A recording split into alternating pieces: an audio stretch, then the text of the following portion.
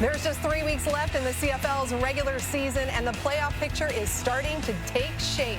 We're kicking off Week 19. It is Thanksgiving weekend with an important game for both these teams. The high-flying Bombers are staring down that #1 seed in the West, while a win here tonight, and the Argos will claim that final playoff spot.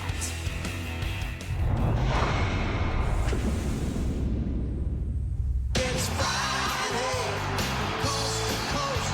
The CFL is Canada's game, where we're all pumped up to party, and we're ready for a fight. Come on, get back, relax, watch the Friday night football. The boys will be back. The CFL football game is up for grabs. It's Friday night football tonight.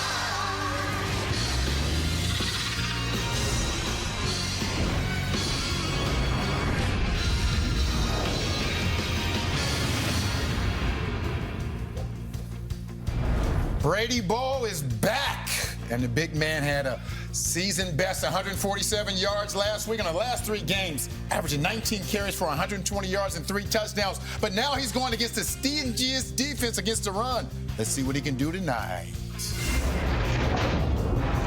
And on the other side, you got Kadeem Carey. If this Toronto Argonauts team is going to have success, it is going to rest on his legs, and he will need to get the ball and get some yards tonight. Cash and carry.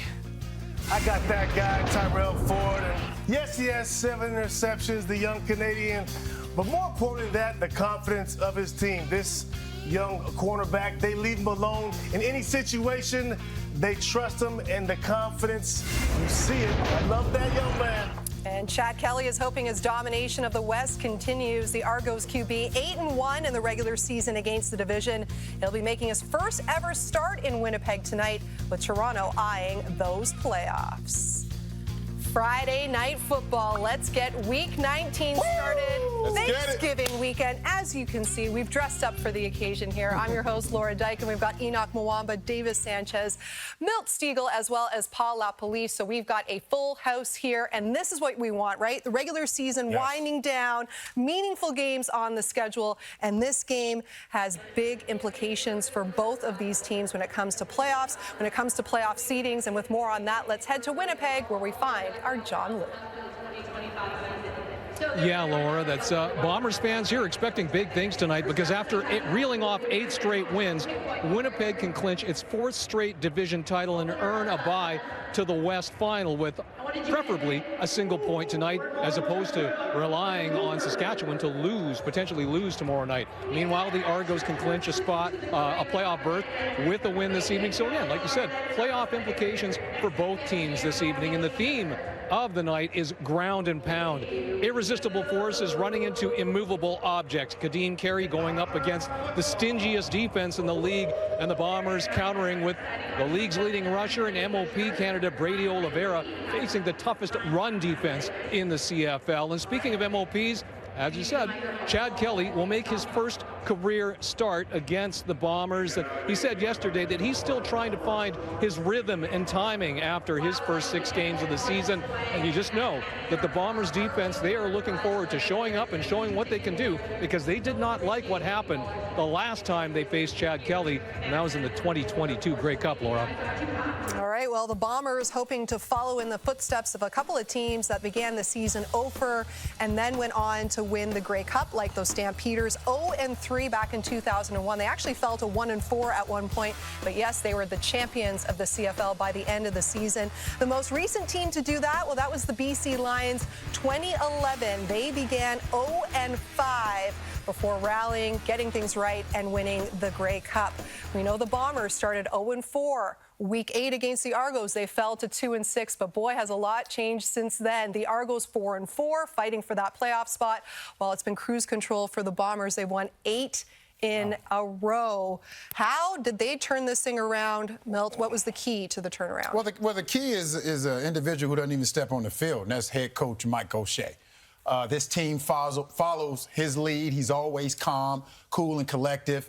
You never saw any panic. You never saw him say, wow, we need to make a bunch of changes. When they were 0-4 and 2-6, they stayed the course. They believed in the players they had there. They understood that they had some younger guys who had to get acclimated to the game. They understood they needed to get some guys back. And you see the results. This is the flagship franchise in this league. Not only are they winning on the field, they're winning off the field. Starts at the top with Wade Miller and everything they're doing on the field. I know some people are going to say, well, you're being a homer, Milt.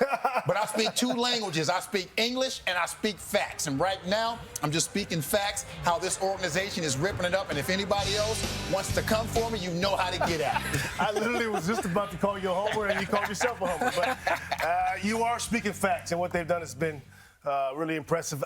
I'm always impressed by, like you guys mentioned, we talked about earlier, the way that they close games, the composure they have and what they're doing, and that's because they've done it together for some time. And like you said, it starts at the top with this team, and why you have to look at them as the favorite going into the playoff at the end of the season, because they've done it together and they have the pieces. That's really what I'm most impressed with. There's no panic in this team, whether it's beginning of the season 0-4 or it's at the end of games trailing, they'll find a way to win, and you can kind of see it from their quarterback, the other leader, their quarterback. You see it in them. There's full belief and never any panic. Yeah, you're right, Davis. They've done it together. I mean, we'll touch on offensively speaking, but even defensively speaking, you look at that defense, there's no one particular person that just completely stands out. They're doing it together as a team, and once they raise their game on defense, look at the guys on offense who came back into their own, starting with this man in Zach Alaris. He's starting to look back like the Hall of Famer that we know him to be, and he's got to throw the ball to guys that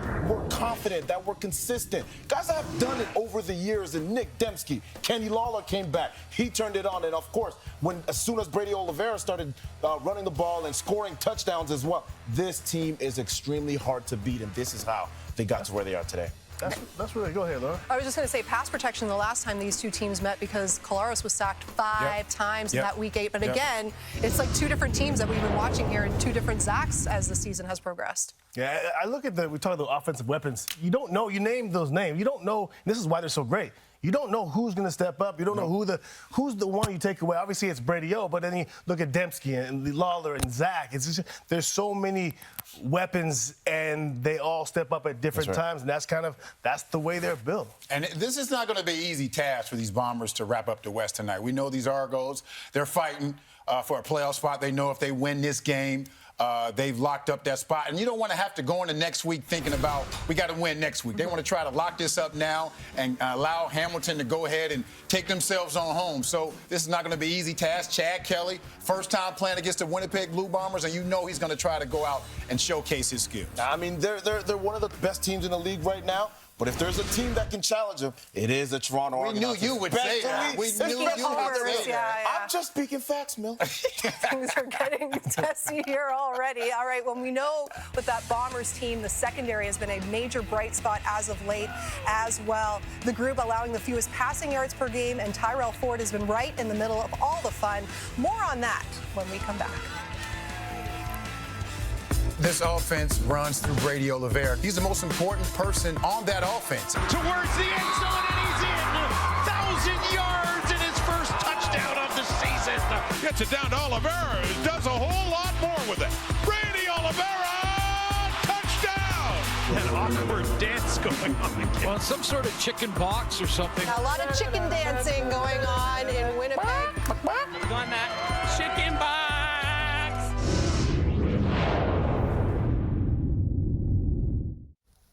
It's that time. We are taking a look at the 5 most popular anytime touchdown props for tonight's game. This, of course, via FanDuel.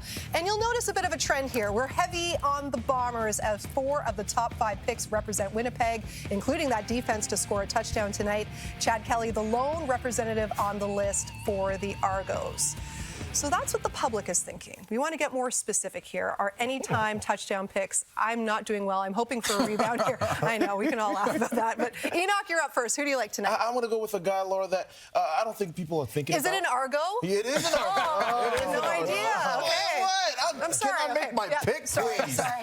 I'm going to go with a guy that not a lot of people are thinking he's going to be scoring a touchdown tonight. Okay. It is going to be Makai Polk. This is a guy who's young, but he's playing extremely well. 100 yards in 3 of the last 4 games. Makai Polk. Yeah, now Polk in the slot. Jake Bishop, second year player from Bishop, starting for Brandon Alexander. So Makai Polk on those deep balls, that'll be big against Polk. I got Chad Kelly, just because if they get down, Chad Kelly will try to use his legs. The bigger the game, the more Chad uses his legs, and he certainly can. I'm going with Kenny Lawler, and I'm going with him for a reason. Going with the Bomber, of course. No, it's more to it than that. It's more to it. Lawler's getting real comfortable around this joint. I'm telling you, boy. Real comfortable. We have to talk about that later. All right, fair enough, yep. He played in week 1. He got injured. He didn't play again since week 11. But when he came back and played week 11, he's been alternating when he scored touchdowns. Week 11, no. Week 12, yes. 13, no. 14, yes. Just on and on. And last week, he didn't score, so this week, he's gonna score because he's alternating. That's more facts. That's pretty good, huh? You should be a professional gambler. Hey, I'm married with 2 kids. That's enough of a gambler right there. I'm telling you. All right, well, maybe I'll get back on Milt's good side because I'm going with the Bomber as well. Ontario Wilson. So the last time that these 2 teams met, Wilson scored the only offensive touchdown in the game in week 8. It's one of his best games of the season. So I'm looking for a repeat performance. Read it and weep. Our anytime touchdown picks for Friday Night Football are all locked in. Another guy that we have to mention because we only talk about his brother is Tyrell Ford. I'm looking for him to have a big game. Intercepted. Ford will take it away. Bombers defense seals the deal. Intercepted. Terrell Ford adds to his total. A guy who didn't start the season well, who I love, and I don't think is getting credit, and I don't think people are recognizing just how good he's been thus far.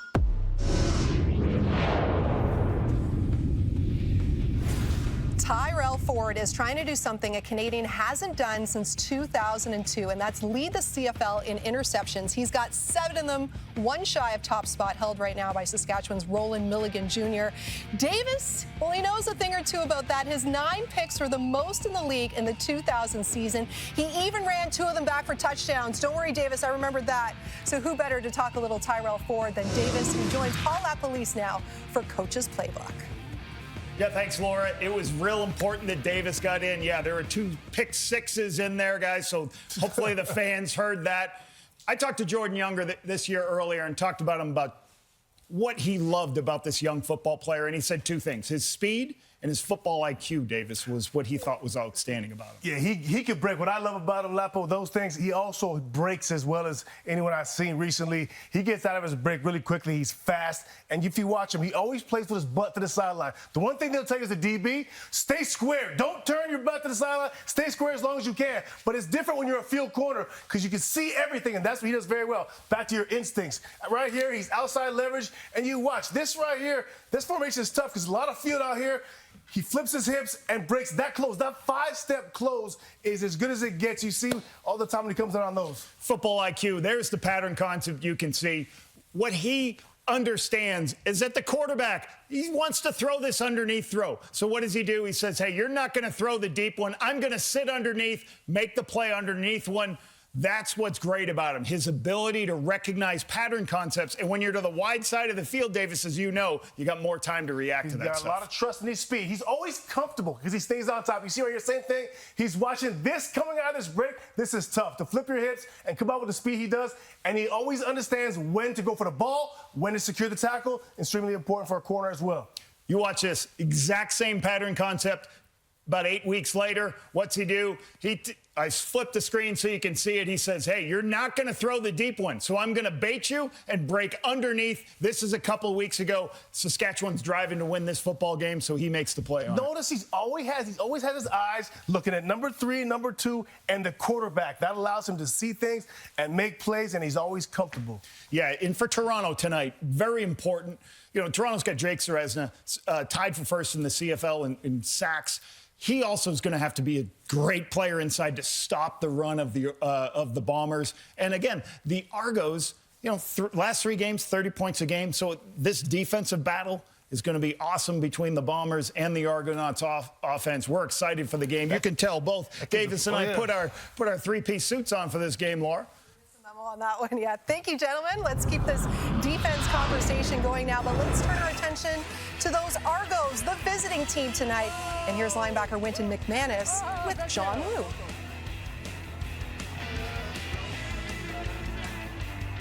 The Bombers this season, you held them to one offensive touchdown. What are the keys that you want to replicate against their two-pronged attack to garner success again tonight? Just the way we came out that game, we played very physical. Feel like we're the more physical team. We caused a lot of turnovers, created a lot of havoc. So that's what we want to kind of do today is get out, fly around, let's hit. Sounds like it's going to be a very physical game, really strong run game there. So how much do you look forward to personally coming through the middle against Brady Oliveira? I know this is what we all play the game for, to meet somebody in the hole, to, play the game with contact and stuff like that. So, it's an exciting game for us. We want to come out and get the win and make sure we play sound football. Thanks for this, Wynton. Thank you. I appreciate it.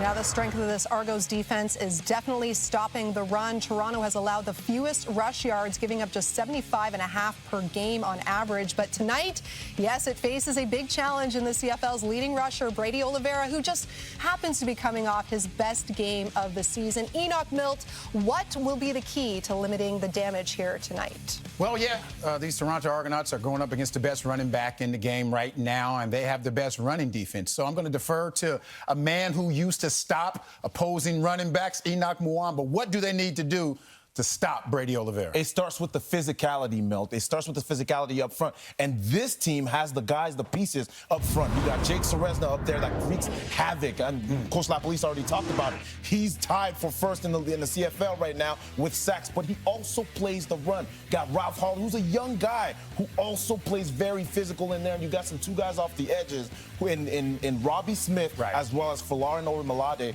who is a problem. And so they have to force this team to be one-dimensional and force Zach Collaros really to start to pass the ball. Once that happens, there's two ways you can do that. You got to shut down Brady O, which is a hard thing to do, but also they got to put some points on the board. Yeah, I talked to co-defensive coordinator Will Fields. You're one of your old coaches, and he said they got to create levels, meaning those defensive linemen got to get him in the backfield, force him to go east and west. But if they just allow him to get to the line of scrimmage and hit those linebackers, arm tackles are not going to do it. So create levels. Also, force those offensive linemen to get off their double teams, because if they double team better than anyone, if they can do that, they have a great chance of winning this game. And I want to show you a guy who did pretty good against Brady Oliveira back in the day. A guy you may know, a guy who won the MOP and the top Canadian in the Grey Cup a couple of years ago. Look at this guy right here. Look at this guy right here. This is not what I was asking for. This is not it. I never wore black and gold. Is this not you? Nope, that's not me. It's not you. It's still not you. It's coming.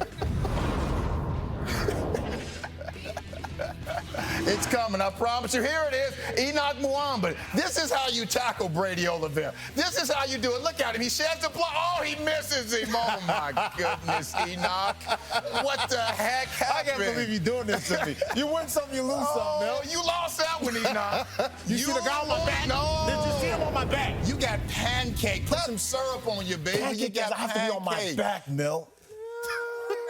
And that was well worth the wait. We've got the former Argo, we've got the former Bomber. It's nice to see you guys working together. Do you have a friendly wager on this game here this evening, gentlemen? Talk to him, Milt. Yes, we do. So the wager is if the Bombers win, he has to do 50 push-ups. If the Bombers on camera? Or or on camera. Okay. Can you do 50 push-ups? You got all these muscles, but like I said, you stick a pin and you just... No.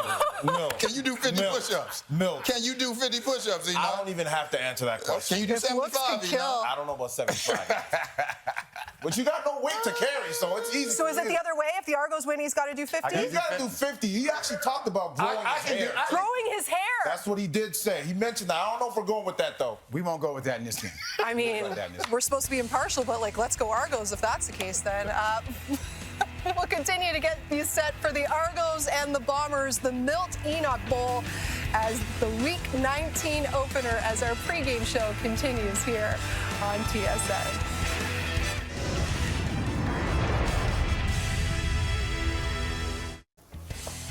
Oh, yeah, this guy came prepared. The Argos offense has been lighting it up lately, scoring at least 30 points in each of its last 3 contests. Who's the turkey? The Bombers, though, are up for the challenge as they've given up the fewest points per game. Let's go to a key member of that group now, John, with Willie Jefferson. Well, Willie, do you sense a little extra energy in the building tonight with the possibility of your team clinching the West Division title? Most definitely. We got the fans filling the stands. You can feel the energy on the field. We just ready to go out here and play Bomber football. It's been a couple of years since you faced Chad Kelly. How different a defense are you with a different defensive coordinator compared to the last time you faced him in 2022 Grey Cup? Totally different defense. Same mindset. Get to him early. Try to get him off his reads early. Try to make him a pocket passer. We're going to go get him.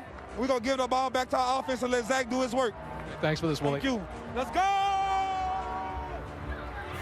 Everybody is ready for this game here tonight. Let's talk a little bit about these Argos now, a team that we've kind of been saying this week after week, searching for consistency. You have to go back to week 10, week 12. So that's August. That was the last time that the Argos won back-to-back ball games.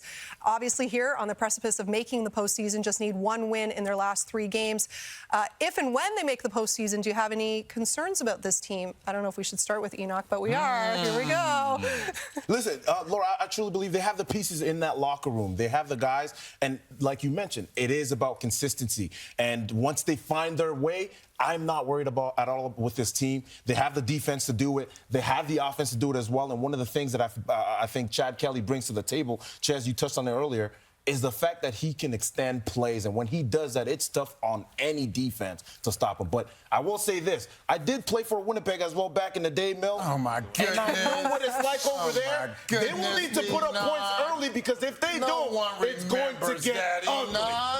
We're actually talking about Jake Ceresna right there. You guys mentioned him earlier. He is key to this game. I know a lot's been about Brady, and here's why Ceresna is key to this one. I know, Laurie, we're talking about the futures team, but I want to mention real fast, if they can, their defense line, the 2 interior guys, Hawley and Ceresna, they feel like for sure they can beat that interior of the Winnipeg Bombers offensive line and therefore stop Brady from getting north-south. The fact is, what the Bombers want to do is get up on the second level and get on those linebackers. If they can do that, that's how Brady had success. In regards to this team, I'm with you. When you have a quarterback like Chad who can make plays off script, you have a running back in Kadeem, there's no doubts on this offense and what they can do. So it's about, they're gonna give up plays because Chad's a risk taker and they're aggressive and they take shots downfield. They're going to turn over at times, but I like their aggressiveness and what they do. But that'll be the key to tonight is those 2 interior guys getting upfield and stopping Brady from north-south. One player we haven't talked about in a while, we were talking about a lot at the beginning of the season, is Janarian Grant. Yep. We need that sleeping giant to wake back up for these Argonauts. We know how much he meant to this team early on. I think he has, 4 total touchdowns, but over the last, 3 or 4 weeks, we haven't really heard much about him. Yeah. And I'm sure he would love to get a big return, a couple of them against his former team, the team who didn't want him back, and they need him to play great if they want to have opportunity, not just to make it to the playoffs, but do some damage in the playoffs. And this would be a great game to get going back on track because we know what he's capable of when he gets going. The last time we saw the Argos in action, a couple of weeks ago against Montreal, they put up over 500 yards of offense, and the running game put up a season-best number in that department as well. So, again, consistency, can they back that up and put together back-to-back strong performances? We will have to wait and see. The wait is almost over now. Final preparations are underway for both these teams. They're coming out on the field. They are ready for kickoff. Not long to go now until Thanksgiving weekend officially gets underway from Winnipeg.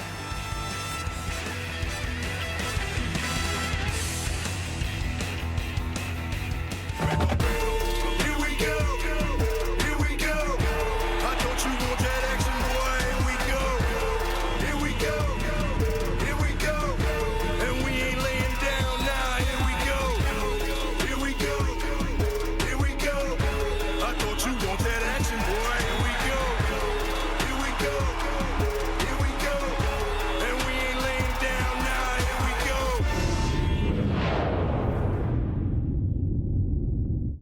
We've got a good one to kick off the Week 19 festivities in the CFL, and both teams have plenty to play for as the regular season starts to wind down. Tonight, the hometown Bombers look to keep their impressive win streak going and deny the Argos a playoff berth in the process.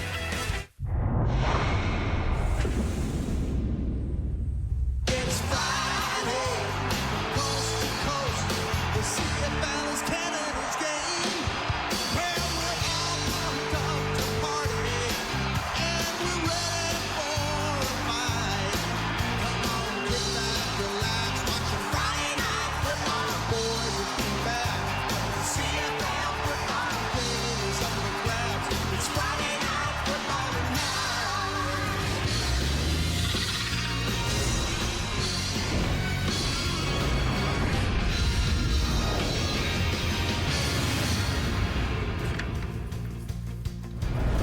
Well, no one's had any luck slowing down Kenny Lawler and those streaking Bombers lately. Lawler's enjoying his best stretch of the season and is hoping to help Winnipeg lock up top spot in the West.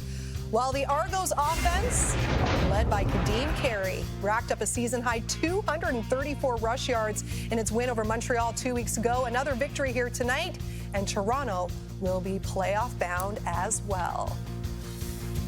And a happy Thanksgiving weekend to those of you watching us here on TSN. It is week 19 in the CFL. We are ready to rock and roll, and it feels a little festive in here. Laura Dyken joined alongside Enoch Mwamba, Davis Sanchez, Milt Stiegel as well. So you saw the scenarios, very simple. Winnipeg with a win or a tie gets first place in the West, all locked up. For the Argos, a win or a tie, and they're into the playoffs. What are some of the key matchups we will be watching here tonight, Enoch? I'm going right at the heart of this defense with Win McMahon. It's going to be Win McManus against Brady Oliveira. We know where the Winnipeg Blue Bombers are going to go with the ball. It's going to be Brady Oliveira. It's going to start and stop with him. And if Win McManus is able to be effective tonight, this team is going to be successful. Tag me in.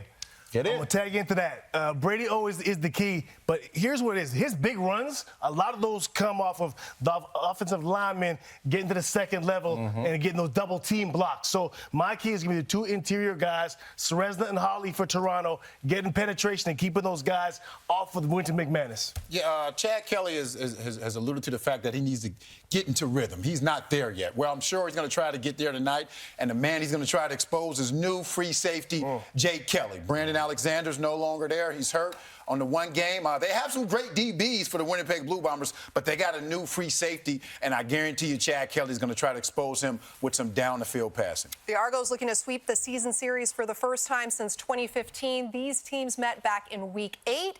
Winning in overtime were those Toronto Argos, and that was the last time that Winnipeg lost a game. Have won 8 straight, and now just a win away from their 4th straight West Division title. They are ready to rock and roll in Winnipeg, as are we here on TSN. And yes, we'll officially kick off this Thanksgiving weekend right after this.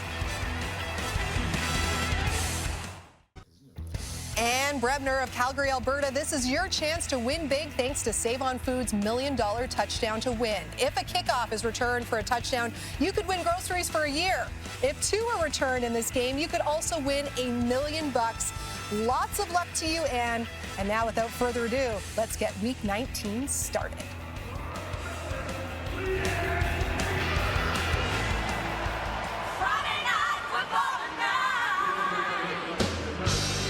Happy Thanksgiving weekend, everyone, and welcome to the Peg, where an 8-game win streak has the Bombers primed for a 4th straight #1 seed in the West, while the Toronto Argonauts enter with eyes on the prize of confirming their place in the CFL's annual November playoff party. Marshall Ferguson alongside Matt Dunnigan, John Liu at field level for us here throughout the evening. Once the temps start to drop, Matty, you better know how to run the rock. These teams have 2 great running backs. You got to have them this time of year. That's a great shot at Princess Auto Stadium right there. How about that? 2019 second round, 14th overall, Brady Oliveira. They pick him up, and he's been paying off dividends. Kadeem Carey, man, he started 4 years in Chicago, and he went Calgary, first time in Toronto, and is he paying dividends for the Argonauts, controlling the line of scrimmage? There is Ryan Dingley, says he expects a lot of 3-man fronts, daring the Argonauts to run the football here this evening. And Mike O'Shea asked him this week whether or not he's had to coach this team harder based on their 0-4 start. He said no, that's not a thing. Is that a dart? That's not. Smelling salts, maybe. If I had to lay my money down there on Mike O'Shea, is we do have Lucky Whitehead and Johnny Augustine back set to return, as the Toronto Argonauts went heads at the coin toss, and it was a head. They deferred, and so Winnipeg will take the football to begin. I don't get that. There's 0 wind here. Conditions are perfect. And that's what they choose. Great night for CFL football. Glad you're with us, as Lucky Whitehead will receive the opening kickoff back at his own 15-yard line. And lots of running room for Lucky all the way up to the 40-yard line, as out comes Zach Collaros, number 8 on an 8-game winning streak.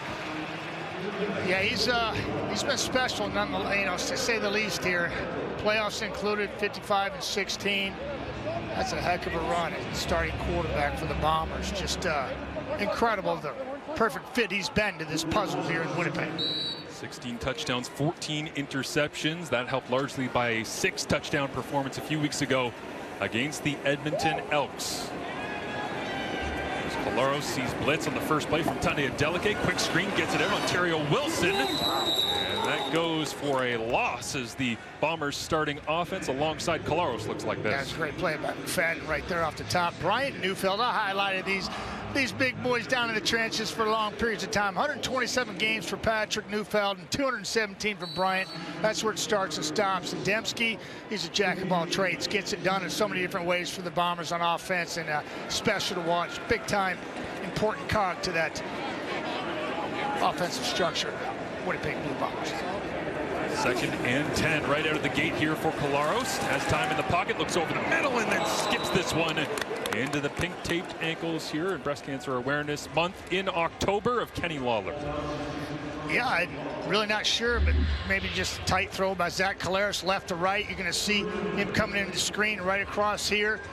And Zach just, it kind of comes off the side of his hand. Bad throw, it happens.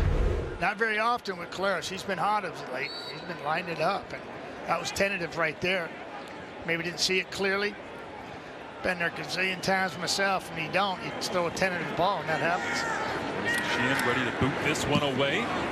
There's no wind here this evening. It will drop down to the former Bomber, Janarian Grant, who stutter steps at the 35-yard line before trying to squeak out the backside. The Bombers coverage team is there. Chad Kelly last week in action on the roster after serving his 9-game suspension and trying to find his rhythm. Here's what it looked like a couple weeks ago against the Alouettes. Yeah, I mean, just under 65% completion percentage, and wasn't asked to do a whole lot, but that's what happens when you rush the ball for 230-plus yards. I mean, we know he'll do that. We'll talk about that throughout the ball game, Marshall. He'll throw deep, and coaching Pope a couple of his deep ball chunkers and his targets, and he loves to feed it deep. See how early they go down the field right now. They just fly it underneath. Kevin Mittal, the rookie out of Laval, he'll make the grab on first down. It's a rare opportunity for Mittal to get the ball in his hands. Just his 14th catch of the year, and here's what Chad Kelly's digits look like through his 3-3 start. In 6 starts, talking to Ryan Dinwiddie, he says he's still shaking off rust. And he didn't play in preseason, obviously. Missed the first 9, 6 in. And you just jump in as that train's moving, and you got to catch up, and he's still in catch-up mode. But, boy, he certainly got the talent. You heard Milt talk about it before the game. He's going to test that free safety for the Winnipeg Blue Bombers. Go inside, Kadeem Carey right down the rail here to the 50, and not tackled until he's down at the 46-yard line of Winnipeg as Kadeem Carey continues to just churn the legs through traffic. Just chunk it. Just right up the middle. Go, baby, go. That's a free safety getting a taste of it right there. Takes the brunt of that hit. We know Kadeem is going to run to contact, much like Brady O. As Kadeem gets tackled here after a gain of a couple, is the tempo of this Argonauts starting offense being used to try and get the crowd out of it a little bit early on. Have you noticed, Marshall, the theme for me, introduction of these offenses, staying on the offensive line and beating the Castro, 4th-year player, 43 games in, and Dejan Allen, he's got 54 starts at right tackle, 4th-year player from Hawaii. Those guys doing a nice job already. Kelly with the throw, goes out to the flats, Deonta McMahon. Enterbach gets away, Redder-Cranby can't bring him down, and finally it'll be Bonds bringing him down for his 25th tackle of the year, but getting McMahon in space early on. A couple of easy completions for Chad Kelly, scripted by Ryan Dinwiddie. That's scary. You get this guy in space, heck, you get him the football in the backfield, he's getting you almost 8 yards a pop. And now in space, yeah, he's going to double that easily. He's a hard man to tackle. 2nd-year player for McNeese. I love it.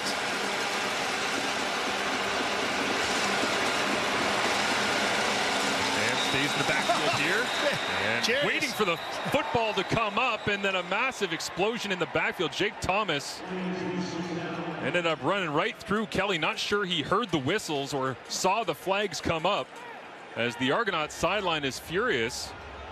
And a ton of confusion at the snap of the football here, or the lack of a snap. Yeah, well, DeVaris Daniels, thought the ball was going to be snapped too, and he was about 15 yards downfield when the ball was finally snapped. And that's what we got to chuckle out of me, just a miscommunication there down here nearing the red zone. You don't want to go backwards here, make it tougher on you. Now you're behind the sticks, 1st and 15. Jake Thomas is taking a free shot, maybe. 12th-year player out of Acadia. Look at him. He's going, hey, Yep. am I allowed to do that? Looking for his 3rd sack. Coach, you good with me doing that? And now a flag comes out from the officials well after, and I wonder whether or not Ben Major got some help from the command center. Al Bradbury is the replay official here this evening, and Ben Major is our referee. There are 2 penalties on the play, offside, Toronto number 80. Then we have a major foul, roughing, Winnipeg number 95. Yeah. We'll go up 10 yards. It's going to be first down. Ben for Major Toronto. and a little help from command center figured that one out, and pretty obvious. Yeah, and yeah, here's DeVaris Daniels. Watch him. Watch out. He's early, like really early, like 10 yards downfield. And then roughing right there, little hello. Wake it up. A little bit of confusion at the line of scrimmage as well from a relatively young Argonauts offensive line. Dylan Giffen looked like, with the silent count, all the noise here at Princess Auto Stadium, he was the one responsible for tapping the center, Peter Nicastro. But yeah, the bells, the horns, the vuvuzelas, whatever you got, they're here tonight. Yeah, they are. Great crowd. League to league in attendance once again, 3 years in a row. And the officials pause play again. Chad Kelly wants to huddle up once again. And people, man, if you're at home, we'll try to describe it as best we can. Marshall's doing it right here, and this is difficult. It's difficult to communicate down there, and you got to communicate offensively, defensively on the fly, and it's tough on Toronto right now. They got a little help from Jake Thomas. Trying to figure out exactly where to spot the football down inside the score zone, as Toronto moving the football in their first possession of the ball game. Yeah, behind the sticks. Now they're not, thanks to Jake Thomas flying off and giving a little chicken wing to Chad Kelly. I'll take this all day. Toronto's pretty solid here in the red zone. So we corrected the spot. It's in the first down at the 16-yard line. We need to reset the clock to 11-12. 11-12, please. Yeah, 26 of 46 attempts down here in the red zone. 57% of scoring touchdowns. Knocking at the door. 1st and 10 on the 16 early in this football game. Gotta love it if you're an Argo fan. Well, Chad Kelly in the score zone, 17 of 25 for 6 touchdowns and an interception. This time he'll show a stretch run to the outside. They give to Deonta McMahon. Wrapped up and brought down, minimal gain on the play. As we take a look at the Winnipeg starting defense. Yeah, and Jake Thomas, he's already in the mix. I highlighted him. Why not? Another veteran, just stick in the middle. And then right in the backside, you got the replacement for one of the best ever in the league. And I'm talking about Tony Jones replacing Adam Bighill in the middle, doing an outstanding job. Trey Ford, you heard the guys talking about him before the game. 7 picks. Just toying with the receivers this year in the league. So young, wet behind the ears still, as is Terrell Ford, and he is just an outstanding talent that's making it look pretty easy in his young career. Jamal Woods is the injured Winnipeg Blue Bomber in his first year with the club out of Illinois. Got a pair of sacks so far this season. It looks like they're working on his right hand. And so Mike O'Shea in discussion with Ben Major. This feels like a playoff game, Matty. Not just the noise, the environment, but also just the coaches working the officials here early on. Well, the importance of playoff implications, you get to this point of the season and every play matters, and it definitely has that playoff feel, Marshall. Home field advantage for Winnipeg, 37-5 at home since the start of 2019, 40-5 if you include the West Finals.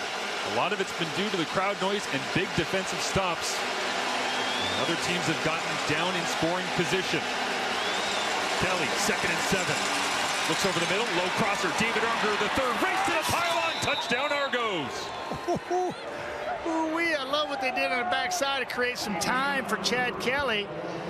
As the formation was really nice to give Chad a little bit extra help on the backside, and watch the block by Kadeem Carey.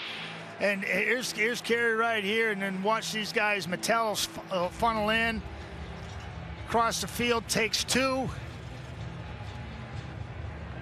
And Unger underneath, that's an easy pitch and catch. Unger's first of the season, hard to believe.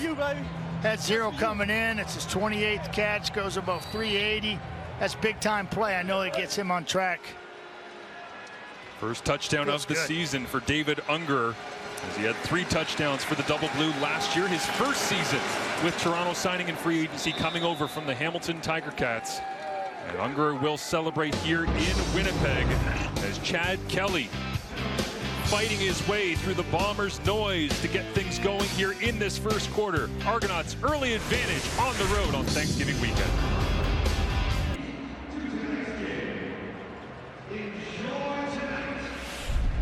CFL Thanksgiving weekend is brought to you by Purelator. Right here, you got McMahon. You just can't catch it and tote it. You got to block it. And then watch what they do here. They're going to take Mattel, take her top off right here, as you're going to see Tony Jones come in there, and then Unger comes right underneath. Boom, Mattel takes the top off. Unger says, yes, sir. I'll race to the end zone all day long. Idaho getting in the end zone for the first time, as Marshall said. 7 plays, 72 yards, took just over 3 minutes for the Argonauts to reach the end zone. And for David Unger, not getting a ton of targets, playing that wide side wide receiver. Mackay Polk, Monte Coxie, they're the lead men, but into the end zone in a pivotal matchup is David Unger. As Lucky Whitehead returns this across the 30, skips his way out to the 40-yard line, is pushed out of bounds, and a flag will come up. A little bumping between the benches as well. D'Arcangelo gonna get one for being a little chippy there. I really think Lucky Whitehead's got a little jump in the Major step. I foul, think he likes those. roughness. Toronto number 35. We'll go up 15 yards coming into play. It's going to be first down for Winnipeg. It'll go down as D'Arcangelo's first special teams tackle of the season. Yeah, and it was just a yard out of bounds. Can't fault him with that, but you know he'll get docked. But Lucky, get back to Lucky. I think he likes the pink spats. You know, he's got a little jump in his step. I think he just likes late in the season. He likes October. He likes the playoffs. Doesn't matter if he's BC or here in Winnipeg. Saw him before the game. We got a bunch of young football players here. Must find 500, 600, 700 of them. And Lucky was entertaining them all. Colaro's back to work after an early quick possession. Loads it up now. He's going to get thrown down. Colaro's brought to the turf. So following up the offense, getting into the end zone quickly. It is a big stop, and it looks like Folarin Arimolade is the one who got home. I'll just circle him this way. He's right there standing up, number 7. Folarin Arimolade gets his 5th of the season. Zach wanted to let it go there, but Lofton just got collapsed right into Colaros' lap, and he had no room to let it go, and he was pushing it deep, so he wasn't going to get enough on it, so he did the smart thing, looking at second and really long here. It's the 5th sack of the season for Folarin Arimolade. Flo doing what he does best. Now just a 3-man rush from Toronto. Colaro shuffles around the pocket, can't find anybody open, steps up, and Colaros takes another hit. Jake Serezna chases him down from defensive tackle, and the defensive backs fired up to start this game for the Argonauts. They feel like that was almost a coverage sack thanks to their work. Yeah, there's 9 of them back there. There's only rushing 3. Jake's right here, and he doesn't get a sack, but he's going to just kind of keep his eyes as he's one of only 3 getting to the passer. Breaks Neufeld and Lofton, says, get off of me, tracks him, and gets a big piece of number 8. Boy, that feels good. Hustle's rewarded right there. Back-to-back 2-and-outs to begin this ball game for the Winnipeg Blue Bombers. So once again, they'll have to send it down to Janarian Grant, looking to get to the wide side. It's a race, and he won't win it. The coverage unit is there. Brian Cole is on the football. Well, they say the ball was loose. They give it to the Winnipeg Blue Bombers at the 9-yard line. Is that Marquise Bridges that caused that? Well, that was a heck of an effort, because you thought that Janarian was getting to the outside, and then boom, the ball comes out and changes complexion of this play in a big way. Brian Cole down the field in special teams coverage. It was a big hit on Janarian Grant. Was his knee down at all? Tried to stay up. Ball gets popped out. What a great play. Cole forces it and recovers Bombers football. What a big play here on the special teams unit of the Winnipeg Blue Bombers down the field. Matty, all hustle trying to punch this one out. First it's Marquise Bridges tripping Janarian Grant, then it's Brian Cole finishing him off, and then getting the fumble. There's the effort, ball's out.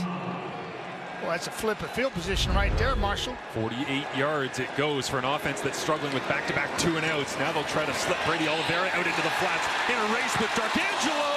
And D'Arcangelo drags down The MOP frontrunner, Brady Oliveira, who just screaming trying to reach the end zone. Right, and I think if Zach gives it to him right away, he may have gotten his feet up underneath him, but he waits just a little bit, and then he can't get away from D'Arcangelo.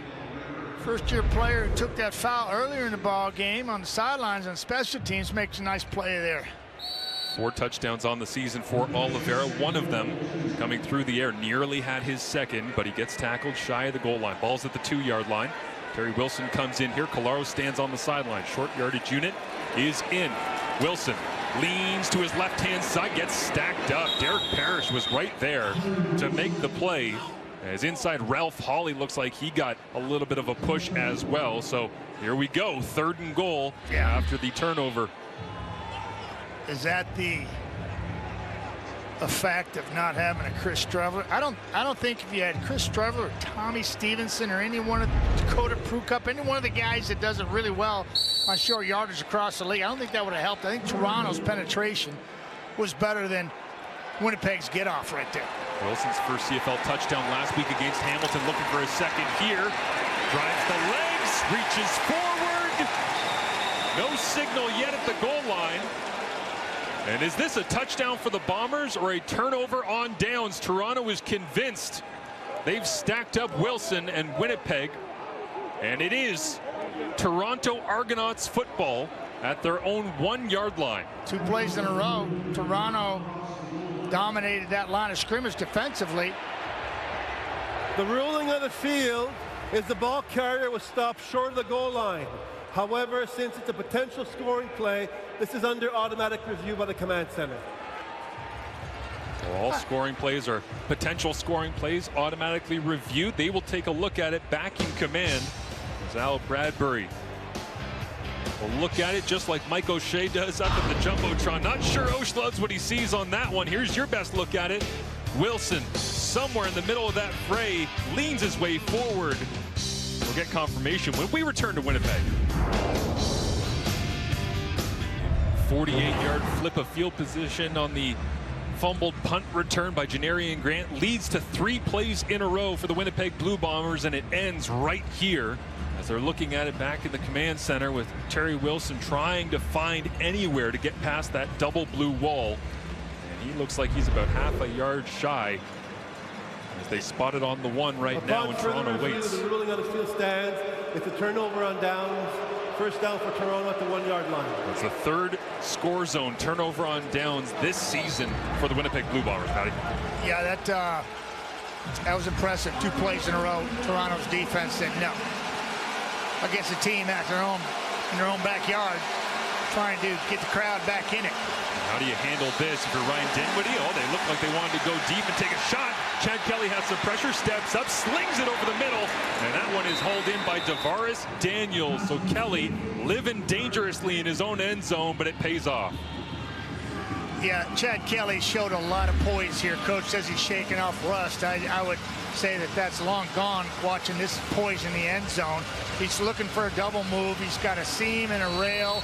He steps up in a pocket, and he finds Davaris Daniels over the middle, throws a strike as the young free safety's in the trail position, moving the sticks.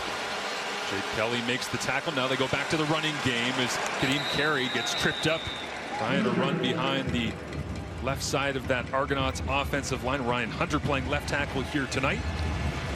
Yeah, really nice. Chad Kelly, little thing. Just watch 12, the quarterback, hand the ball off, watch what he does afterwards. Just hold this Willie Jefferson right there just a little bit, carries out his fake, and number 5's nowhere to be found. A couple other quarterbacks across the league take note of that. Really helps the run game, those leverage on those big men to get up on their blocks and get their pads and behinds in the hole.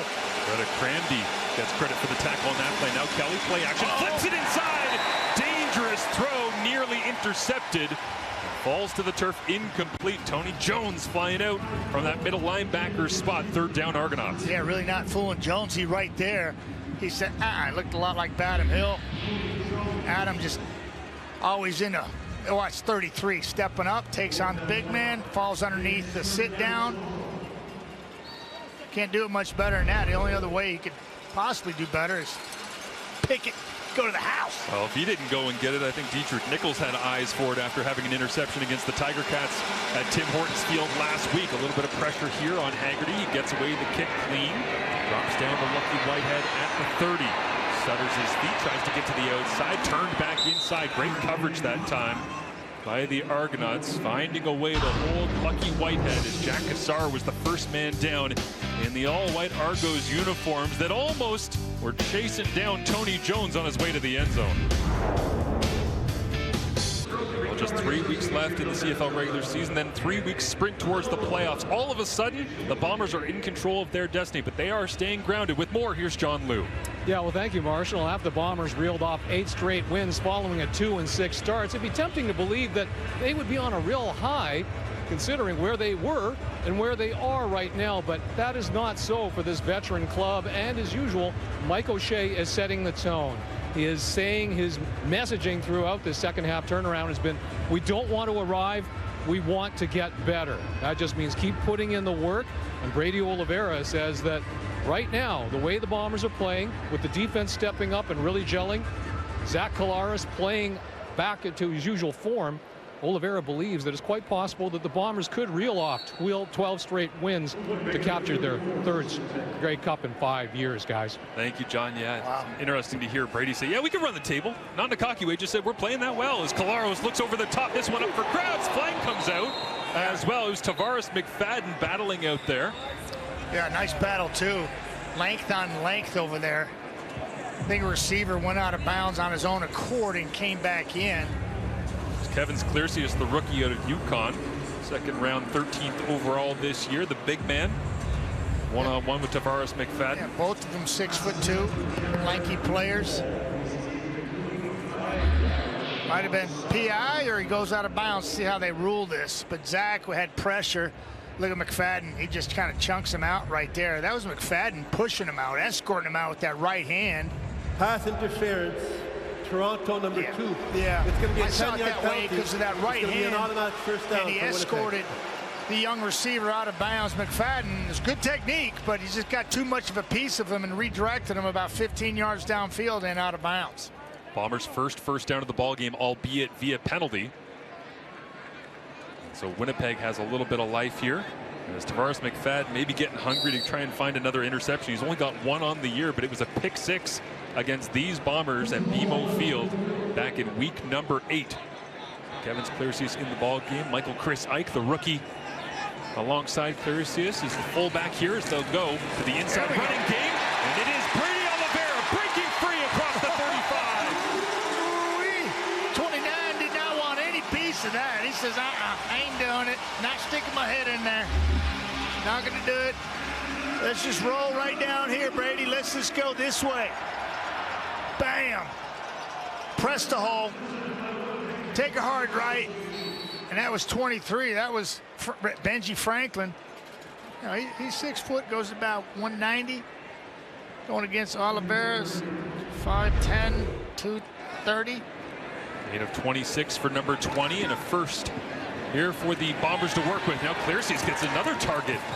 All of a sudden, Kevin Clearsius being attacked as a nice tackle on that play as the Argonauts defense shakes out just like this. Yeah, I'm sure they would have liked to tackle him a little closer to the line of scrimmage and not give up 6 there, but Jake Serezna in the middle. I'm talking about this defensive line's coming together, rotating through, a lot of depth there, and a delicate playing Sam linebacker, basically a nickel for the Toronto's, and that's Kevin Iben there, linebacker coach and co-defense coordinator. Really an outstanding job. McFadden, we just saw him doing his thing. He just shut down lanky corner, and if you look at that secondary altogether, Toronto is just long on the back end.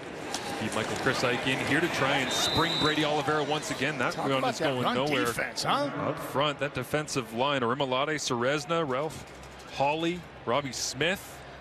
Making a play that time, shutting it down, and the offense leaves the field. Brinkman was in there too. Watch 91. He just beats his man and gets off of him. Oh, I mean, that's Patty Neufeld just leaning on him. Patty goes about 340. Brinkman goes about 310. And they were just, Brinkman did enough to kind of bounce Brady sideways and then rally. The troops came and Toronto got it. Sergio Castillo comes out. 83% on the year. From this distance, 18 of 26 on the season, as this one will go wide. Janarian Grant gets his hands on it, and the rare time that one of the most dangerous return men in the CFL decides to not take it out of the end zone, but a miss and a single point on the board for Winnipeg.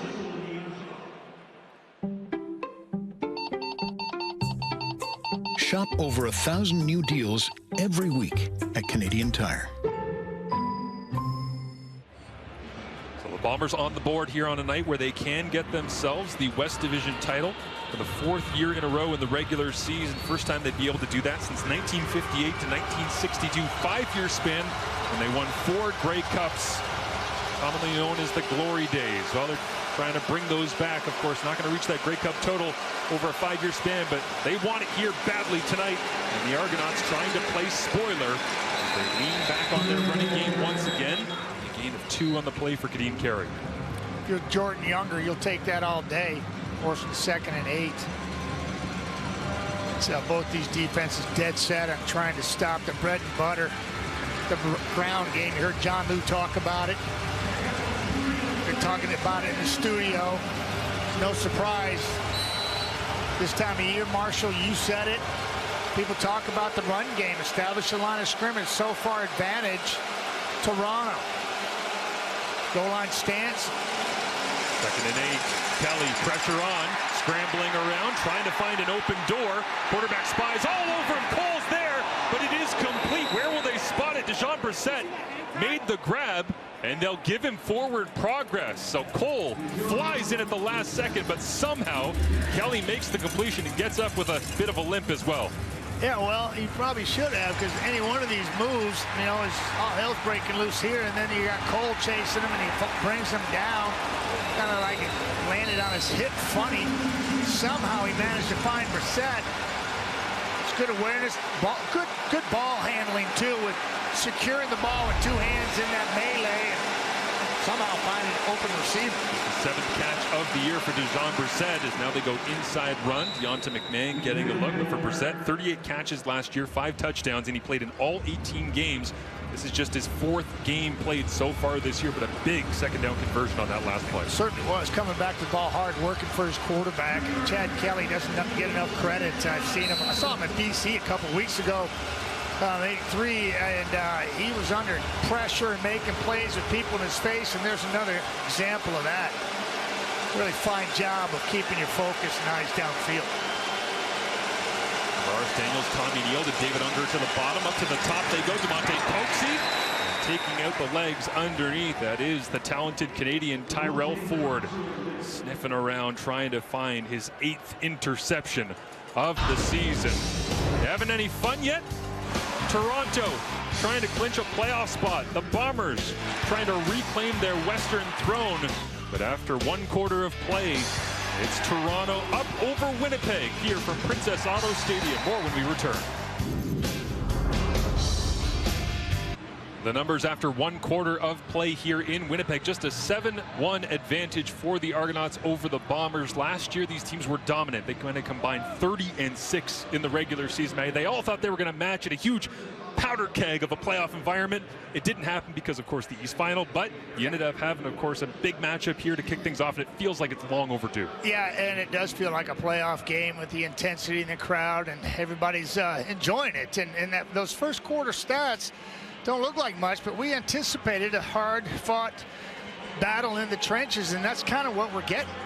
It's just, you can't turn it over. Look, there was the 1 turnover by Toronto, and Winnipeg didn't get any points on it, which was crazy because it's a great job by their defense stepping up against the run once again. Cam Duke's into the ball game here to get things going on 3rd down to start the 2nd quarter. Dietrich Nichols and Tony Jones trying to turn him around. Yeah, I mean, we're right on it, That's Marshall. a lot of work they had to do to move those sticks. What and do you after got? Toronto already got a turnover on downs, defensively, Winnipeg trying to answer the bell in the very first play of the 2nd quarter. Ben Major, the referee, will ask for the sticks to come out. I got the best seat in the house at this. I think they're short. I think they're short by about 3 inches. Oh, yeah, maybe even closer, maybe about 1.5 inches. Marshall, we're right on it. We got good seats, folks. It's Princess Auto Stadium, sweet to call a game at. When it's full like this, and you got 2 gladiator football teams going at it. 3 inches was your call? Yep, an inch and a half. I'm going to say half a yard. Oh, one chain link. That's getting the job done, whether it's an inch and a half or 5 inches right there. Hey, forget about it. Tit for tat. 1-1 in short yardage situations, and typically that's not the case. Toronto's the first time Toronto's been stopped in a short yardage situation this year. 22 for 22 going in. First time a defeat in short yardage situation. Defensive line won the battle there for the Bombers. But it might have been Tony Jones coming over from middle linebacker, filling in for the injured Adam Bighill, that finished it off and held Cam Dukes up long enough for everyone else to arrive on site. Colaros and the Bombers offense back on the field. Out into the flats in this one. It's Brady Oliveira right on the back shoulder blade. Wake it up. Incomplete. His quarterbacks would hey, let's go now. Playing ball here. Everybody's live. See, that's what you would have done, but see, look how calm Colaros is. Okay, 2nd and 10. Come on, Brady. Got up on him. Dude, we're not running plays here. This is not Skelly. Trying to move the sticks. Just a little complacent there. Dial him in, little slap upside the head. Say, hey, son, let's go. 5 options here for Colaros. Loads it up. Yeah. Outside, Kenny Lawler on the run. Holds it in.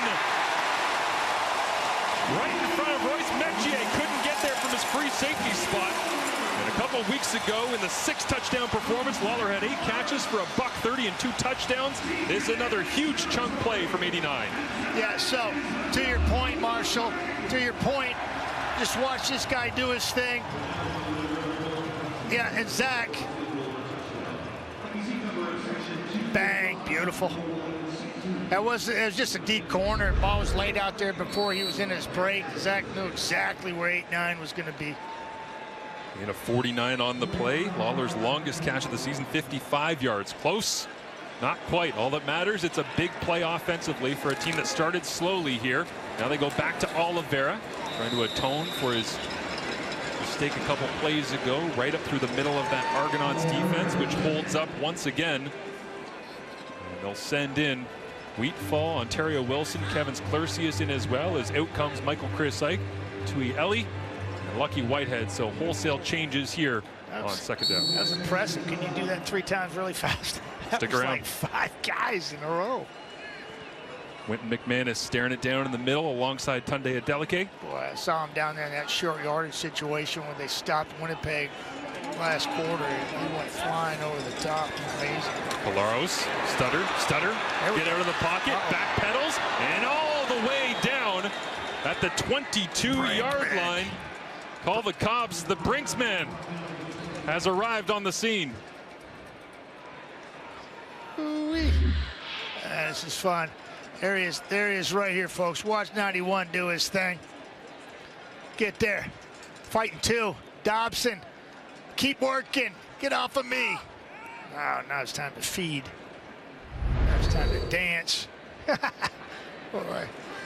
These guys work hard down in the trenches, forcing another field goal attempt by Sergio Castillo. Sergio Castillo earlier on, just getting the single, and now he tags on 3 more. The Winnipeg Blue Bombers trying to find a way to finish down the score zone. They've had plenty of opportunities, but Jared Brinkman, 3rd sack of the season. Colaros trying to do anything he can to find some free turf.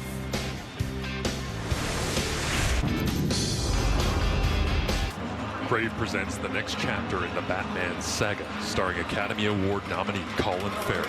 The Penguin, an HBO original limited series, is streaming now only on Crave.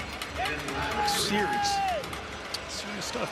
Could not get enough of Batman and all the movies ever since. Gotta love it. Chad Kelly with possession after the Castillo field goal. But 3 more on the board here for Winnipeg as they try to chip their way back in on the early Argonauts advantage. Kelly and the Argos will go quickly here. Tempo to the line. They said they would do this to try and take the crowd out of it a little bit, or after a lull offensively. It's 2nd and 2. Kelly stays in on short yardage. Stacked up, going nowhere. They'll face 3rd down once again. Yeah, let me correct a blunder there. It's third down here. Coming into this ball game, Toronto, I said, was perfect on that. No, that's not true. Their opponents were perfect on it against them. This third down situation here, short yardage. Toronto was 70%. That's a big difference, Matty. 14 of 20. Get it right, son. Kelly under center. Pushes his way forward. Needed to get to the 50. Mike O'Shea was standing right at the sticks. Got a good look at it. Nods. Walks down the sideline. As the Bombers head coach in his 8th straight season with 10 wins or more, a Bombers franchise record. Waiting for his defense to dig in. Yeah, just take a look at it. The chaos. No bat signals here. Just man up and try to get it done. Got her that time. Chad Kelly, first quarter, 6 different receivers on 6 completions. Now Kelly with pressure on, gets hit as he throws, hangs it up, triple coverage. DeMaris Daniels is the lone receiver there, and somehow it hits the turf before falling into a Bombers pair of gloves. Yeah, we know he likes to throw it deep. Marshall, you and I are talking before the ball game.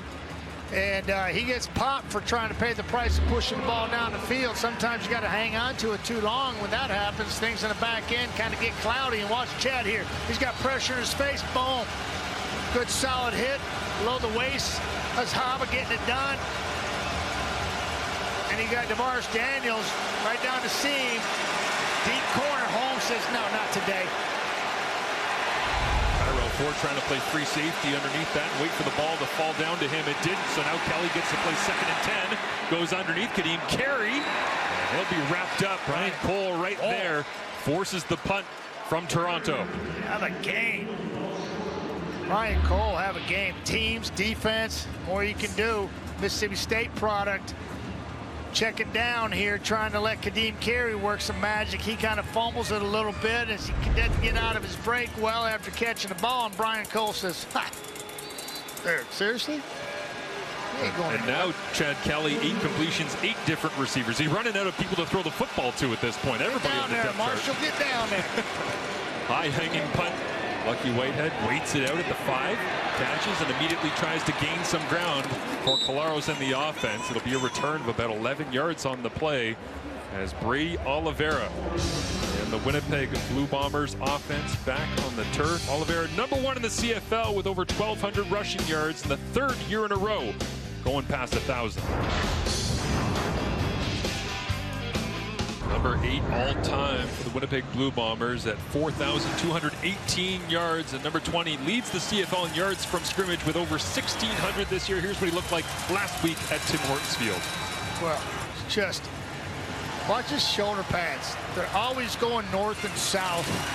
Very seldom do you ever see those shoulder pads turned to the sidelines. And that's where his power and his difficulty of tackling him. It just doesn't give you much to hit. When you do, it's shoulder pads and helmet and those strong legs barreling right over the top of you. Oliveira gets a look here. Waits, sidesteps, little jump cut. Perfect and then bursts his way forward. Go for a gain of about 7 on the play. Winning first down. Hugely important to the Bombers in this 8-game winning streak. Just watch the shoulder pads. You're just north and south. North and south. Even on that cut there, north and south.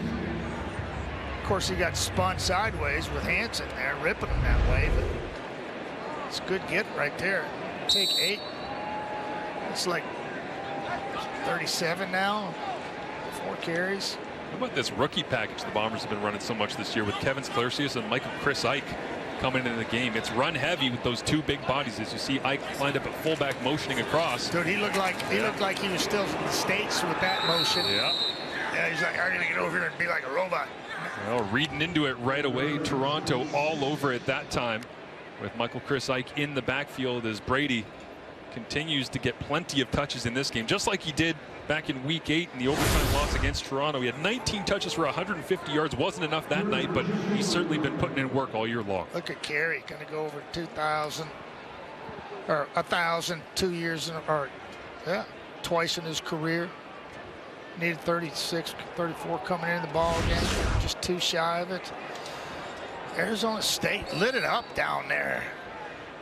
Still the leading rusher. Excuse me, University of Arizona. Still leads them down there. He's been gone for like 11 years. Sheehan, sidewinder, went right, came back left. Hauled in by Janarian Grant. Returns this from the 40 back to the 46-yard line. A 7-4 football game. Decent field position for Chad Kelly. The Bombers running game frustrated not being able to pick up some of those short yardage situations, but back and forth battle here at Princess Auto. Chad Kelly in 2022, one of just 3 rookie quarterbacks to lead a fourth quarter Grey Cup comeback since 1945, and the first to do it since 1958 against this Bombers defense. But is it really this Bombers defense? John Lou has more. Yeah, well, thank you, Marshall. And a strong arm, ability to extend plays, and a good improviser. That's what the Bombers defenders remember of Chad Kelly from their first encounter with him 2 years ago. They sure didn't like the result, and so Jake Thomas says they're really eager to show up and show what they can do, and that means mixing things up, throwing some different looks at the reigning MOP, especially now that Jordan Younger is the DC, succeeding Richie Hall. And as for Chad Kelly, he says that he's still looking to get his rhythm and timing back like he did on that throw there. But the interesting trend, guys, is that in his 3 losses compared to his 3 wins, his yardage, completion percentage, and TDs have actually been greater. Yeah, thank you, John. And how much this defense, it's an interesting question. How much has it changed? How much is it the same? Richie Hall still in the building and still helping get everything ready for this Winnipeg side, as looks like Dietrich Nichols comes up with a considerable limp trying to make his way back to the sideline in pain on that left leg. But with Jordan Younger taking over defensively, you would expect, Manny, there would be some similar concepts, some similar ideologies, but Jordan Younger certainly wants to put his emphasis on this defense as well. I think he has, and you talk to the players on the team, they all talk about that. And it's not that things were bad when Richie was there, because they were great. Yeah. You know, they just Jordan had earned his opportunity, and he took and he ran with it. And some similar concepts. Obviously, what any defense likes to do is dictate, you know, be good on first down, limit any type of yardage, and put offenses in the second and long. And you see a lot of 3-man rush in that situation, people dropping 9 across the board, and it makes it tough on quarterbacks for simple reads. There is Richie Hall up in the booth, officially listed as a defensive assistant coach. Mike O'Shea said at the start of the year about promoting Jordan Younger into that defensive coordinator role and giving Richie the defensive assistant. He essentially said you either give Jordan Younger the promotion or you lose him. That's the way this thing works, and we wanted to keep him. Yeah, makes sense. Richie Hall is royalty in this organization across the league. Wealth of knowledge, continues to parlay that amongst players and his coaches. Pass here to Deontay McMahon, so dangerous in the passing attack. McMahon, it's his second grab of the ball game here. A couple of inside runs as well, as he's certainly starting to feel a little bit of the flow in this game in the second quarter. Great call. I'm talking about 1st and 10 calls. They've thrown the ball once to Polk and started this drive, and there on the 1st and 10 to McMahon. You know, so it's not predictable if you're Toronto, if you're Winnipeg's defense. Ryan Dinwiddie doing a nice job of shaking up the Winnipeg Blue Bomber defense and giving them different looks and calls. Chad Kelly and the Argonauts offense battling this crowd noise. This time they'll go with a draw handoff, and Cole all over it once again. Fill it. Outside in, pursuit 2 and tackle. Just was not going to get beat at the outside because he has outside contained. Just great recognition. Watch 41. Watch him right here. Here he is, folks, coming in right there. Double circle for you because he's extra special. It's a beautiful tackle.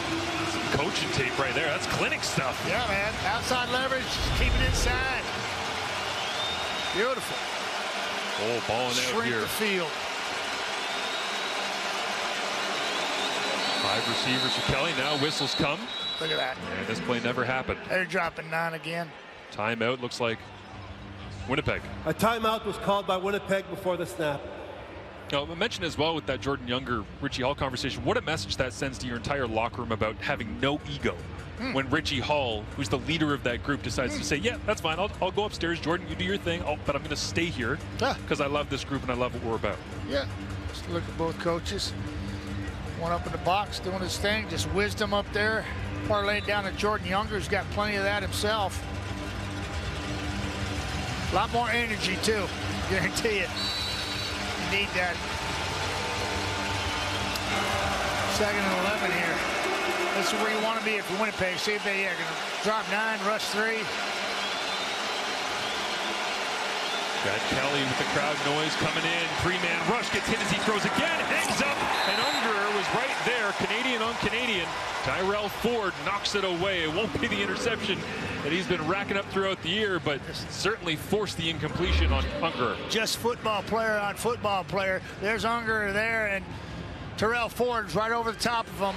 Strong arm the ball out there. Chad Kelly got a chance to get it. Ford's right there to disrupt the hands coming together and squeezing the rock. Right here, good look at it. Punch it with his left arm coming up underneath. Liram Hajrullahu sends this one away from 44 yards away. The only place he's missed this year is between 40 and 47 yards, but this one never in doubt. So the man that knocked through the game-winning field goal from 34 yards back in week number 8 in overtime, 16-14 victory for the Argonauts, crushes this one from 44. Yeah, Marshall, he's really just creeping up the ladder, and field goal percentage this year, number 2 now behind Sean White in BC. Just a couple points behind, and 92.5 coming into this game. White's a little over 94%. And yeah, Liram, he's been on fire lately. What do you have, 8 a couple weeks ago? Yeah. What the heck is that? I thought we had a lot of field goals in a game I was doing against Calgary, and then all of a sudden I went home and I went, what happened last night? Liram had 8? Right. Yeah, you did have a lot of field goals in that game. Colaros takes it to the left, goes inside. Dembski gets a little pitch, and great play by Winton McManus, middle linebacker, back from injury. And I'm not sure if I like the concept of this, because you're going to pitch the ball out here, and then you're going to come underneath here, and for everybody who's late in the recognition, they can just scrape and get to the second guy, the slower guy. And yeah, that kind of played in the hands of Toronto's defense, kind of caught off guard. I think they had the edge there, but not the design of the play. Buck Pierce dialing it up, one of his plethora of many plays on the run game, different people touching the rock. 6 receivers available here for Colaros. Pressure on, steps up in the pocket, trying to keep the football safe. And Derek Parrish gets credited with the sack, his 4th of the season. Yeah, and all this pressure is coming in 2nd and long situations. Just a ton of them, right? Here's Parrish right here, 97, just getting it done. First-year player from Houston. Yeah, I'm not sure if they counted that as a sack, but that's his 4th. Yeah. We're at the 3-minute timeout. Got back across the line, it looks like, are very close. So they'll end up still hustling, making it happen. Calling the 3-minute warning here is a 10-4 football game. Chad Kelly in the Argonauts offense, the only major on the board thus far. Keane Carey trying to get going. We'll return with the final few minutes of the first half right after this from Winnipeg.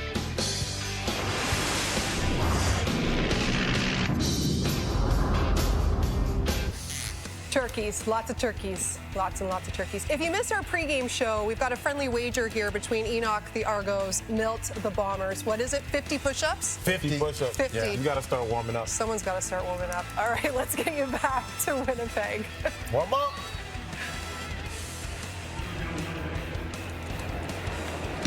You give me 5 hours, I can rip off 50 push-ups for you, Laura. Come on. You don't need to warm up for that. Janarian Grant, they fake the reverse with Deonta McMahon. Jack Cassar gets a block out in front, trying to spring Janarian Grant some life into the Argonauts here across the 55 and tackled all the way down at the 46-yard line of the Bombers. So great starting field position for the Argonauts offense. Yeah, nice little fake reverse here. Right there, it kind of freezes the cover teams, and now they're just going, like I said, uh-oh, got to redirect. Johnny Augustine running the entire length of the cover unit there. That was like do or get cut, you know. Good on him, 2-7. Get her done, getting some much-needed water on the sidelines. Very nice. Janarian Grant, the former Winnipeg Blue Bomber, 1 touchdown here in the Peg back in 23. Now with the Argonauts 4 this season as Unger gets a touch on the quick screen. I just like that play call. I talked about it last series. Ryan Dinwiddie doing a really nice job of not being predictable on his play calls, particularly on 1st and 10. There he is, 5'10", very shifty, explosive. That's the type of guy you need running those plays. They had a misconduct foul. Toronto, number 58. We'll go back 10 yards from the end of the play. It's going to be second down. Get a look here. Anthony Vandal out of Sherbrooke in his first year from the 2023 draft, an 8th-round pick. Late shove at the end of the play, and Ryan Dinwiddie walked off the sideline about 10 yards and ripped into him. Yeah. Well, he took you out of field position or score position here. 58 just finishing his block on Cole because he knows Cole's having a night, so he wants to slow him down, take a little of that energy off of him, and Ryan Dinwiddie's disgusted. Well, he had 2nd and 3, sends him to 2nd and 13, frustrated with the foul coming at the end of the play.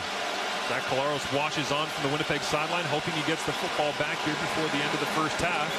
As everyone underneath trying to set up a little screen, they do, but it's going nowhere as Toronto plays it safe, kind of against their character based on the Dinwiddie-Kelly partnership. Yeah, but 2nd and 12, you can't force it. You know, just play field position here. Maybe defense gets you 2 and out. He's flush to his left. He's looking for McMahon. Not a bad call. Screen, a little slow in developing. Hallett comes up from his free safety position, says, nah.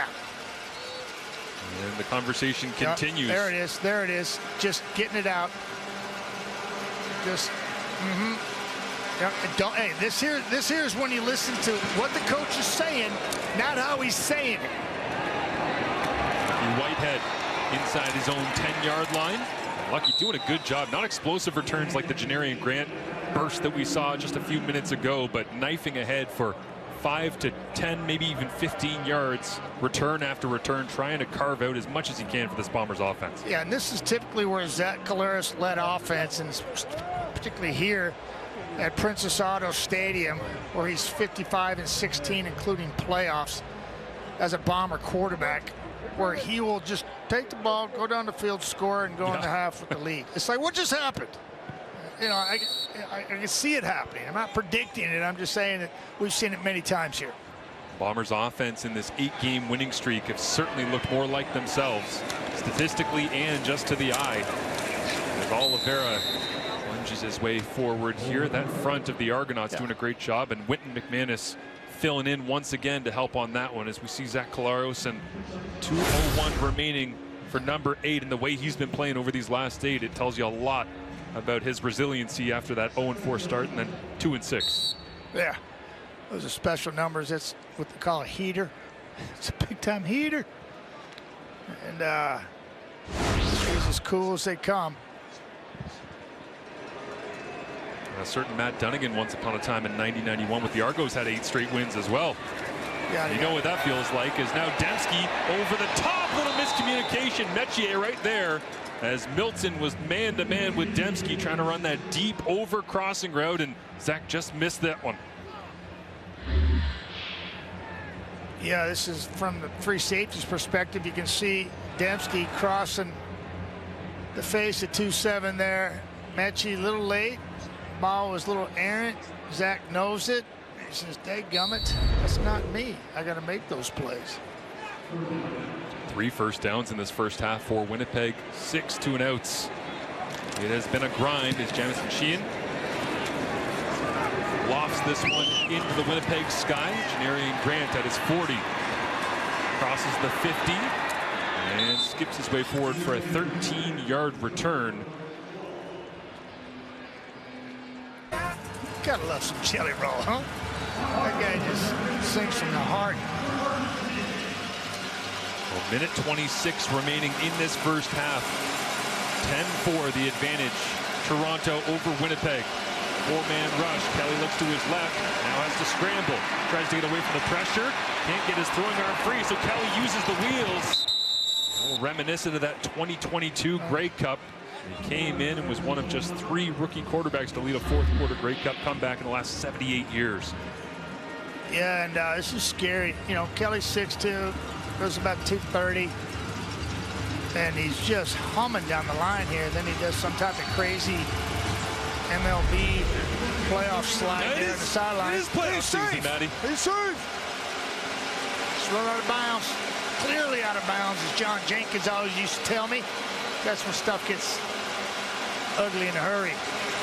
Kelly looking to get rid of it quickly. Had to throw it around.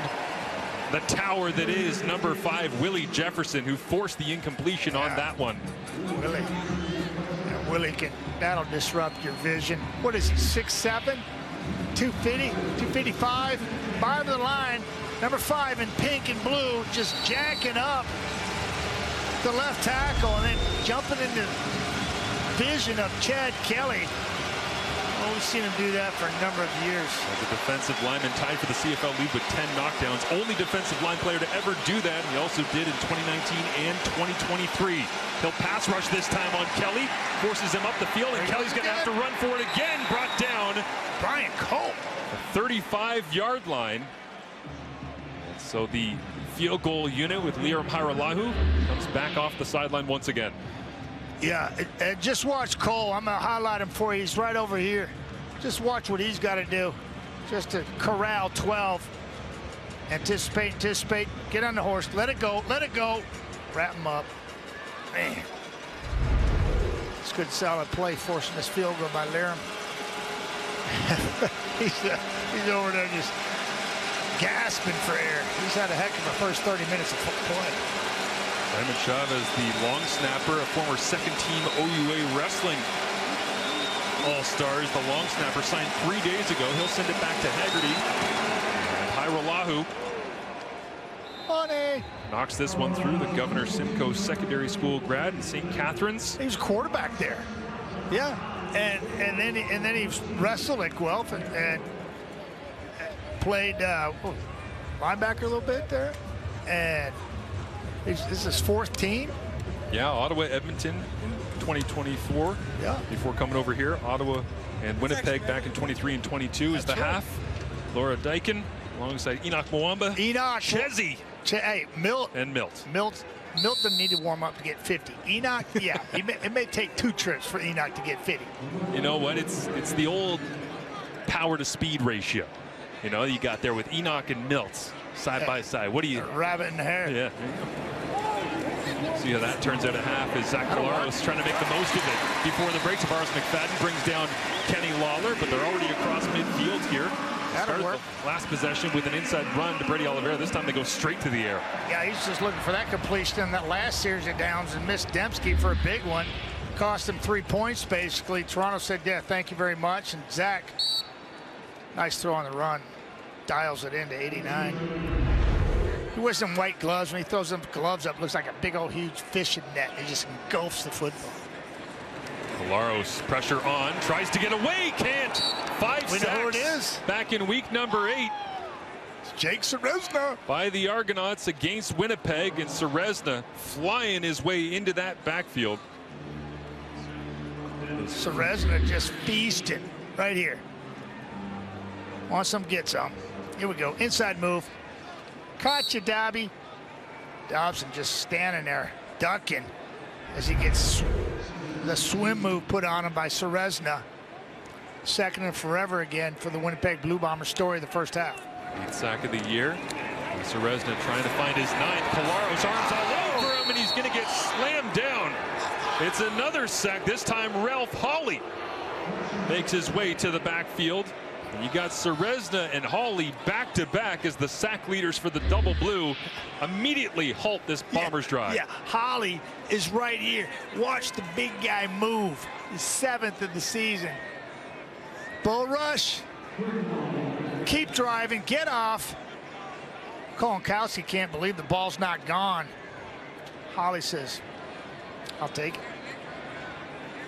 Oh, a little Willie Jefferson banjo from Ralph Hawley. He's been doing his homework. Well, a true wrestling heel to use the celebration of the opposing pass rusher. In your face. And so to end things out in this first half, Collaros in the offense, they will get possession to get things going. And massive crowd here in Winnipeg, a little bit frustrated by this one, but Argonauts soaking it up, Matty. Yeah, I think play calling was outstanding by Ryan Dinwiddie on 1st and down, on 1st and 10. And I think that kind of got them some field position. And then Winnipeg, on the other hand, put themselves in second and longs too often. David Unger with his first touchdown of the season. He's alongside John Liu. David, given how few offensive opportunities been, especially to score. How big does your touchdown in that first quarter loom in the context of this game? Yeah, any score in this game is really important, especially being in this stadium, as crazy as it is, as loud as it is. And they're a great team at home, so every point counts. So it's a big score for sure.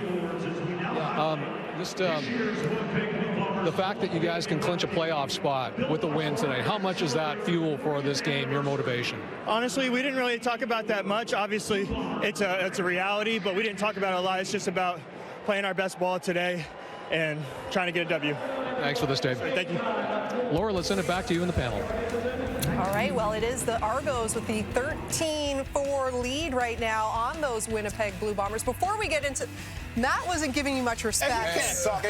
If he wants, he can also put up the push-ups. Does he want to push ups? Sound frustrated, son. He's probably got space in that booth. I can bump out my 50. Well, maybe we'll make him do 75.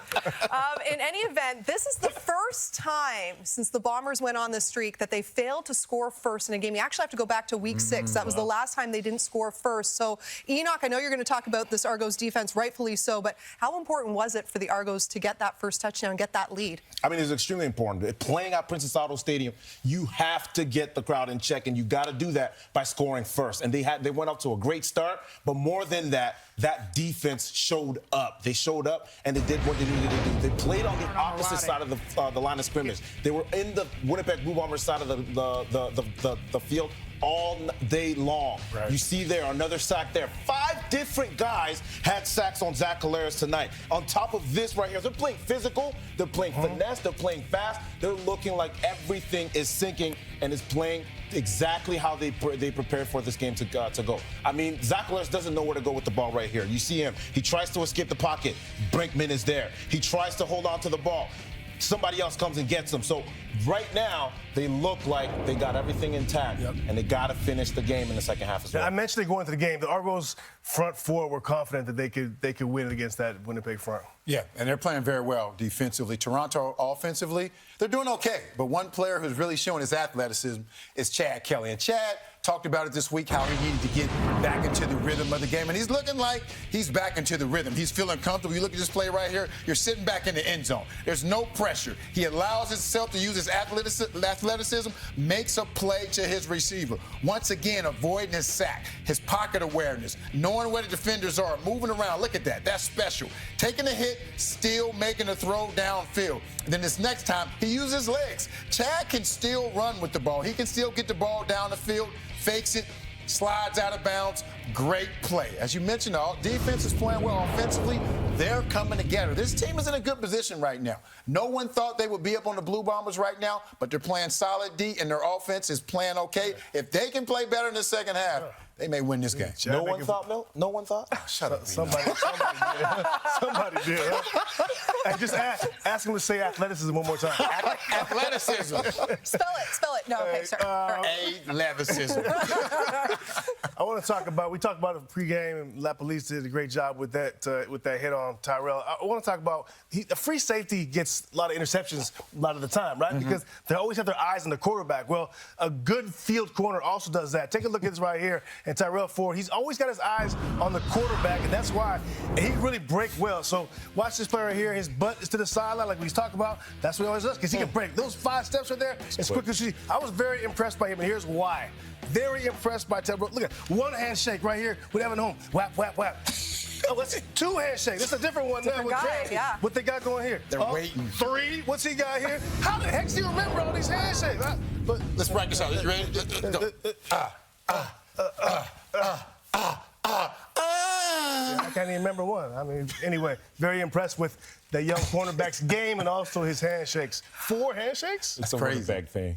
It's crazy. Yeah, maybe. It's a good thing you guys are separated. All right. When our halftime continues, Paul LaPolice will be back with another coach's playbook, this time focusing on the Battle of Alberta. But it was the Argos with the lead at the half over the Bombers.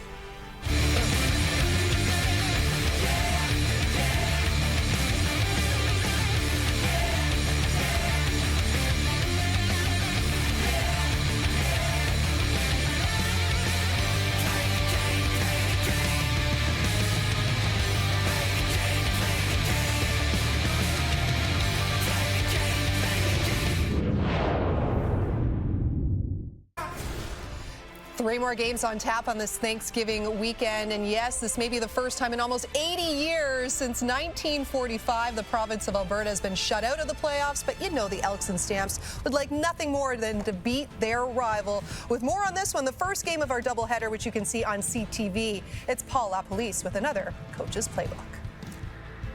Disappointing seasons for both teams, but I wanted to look at, hey, what are a couple of bright spots for these football teams? Well, I looked at a couple of players. For Calgary, Ben LeBrosse, and for the Edmonton Elks, Kevin Anderson's been spectacular. So we have a defensive back and we have a linebacker who have been spectacular this season. Here's a couple of plays from both players. LeBrosse, field halfback, first-round draft pick out of McGill, big, physical, can run to the football. He played in some games this season, and as these clips show up, he's getting better and better as the season goes on. These are clips from later in the season. 30 defensive football plays. He could be a ratio changer at the halfback position. I like the things he does as a defensive back, and he will only get better with more and more reps. As you can see, he's got the ability to make plays. And this guy, Anderson, first-year player from Tulane. He can run to the football. He's spectacular to watch on film. He's second in the CFL in defensive football plays, second in the CFL in defensive tackles. He's in a bad mood when he gets to you. He's got 2 forced fumbles, and he's certainly been able to rush the passer, 2 sacks himself. Now, the question people ask sometimes is, how come you don't play all 10 guys on your practice squad? Why don't you play at the end of the season? Just take all those players off, because it comes into a salary cap issue. If you sit all your starters, 10 starters, take them off, they're still going to get their money. But the practice squad guys, they've got to now get all their starters' money becoming starters. So you're going to hurt your cap opportunities to re-sign some of these guys that you may want to go, hey, next year, let's go ahead and make sure we have more players. What are those games tomorrow? See those young players, Laura. All right. Well, we've got a big second half coming up from Winnipeg. It's going to be a good one.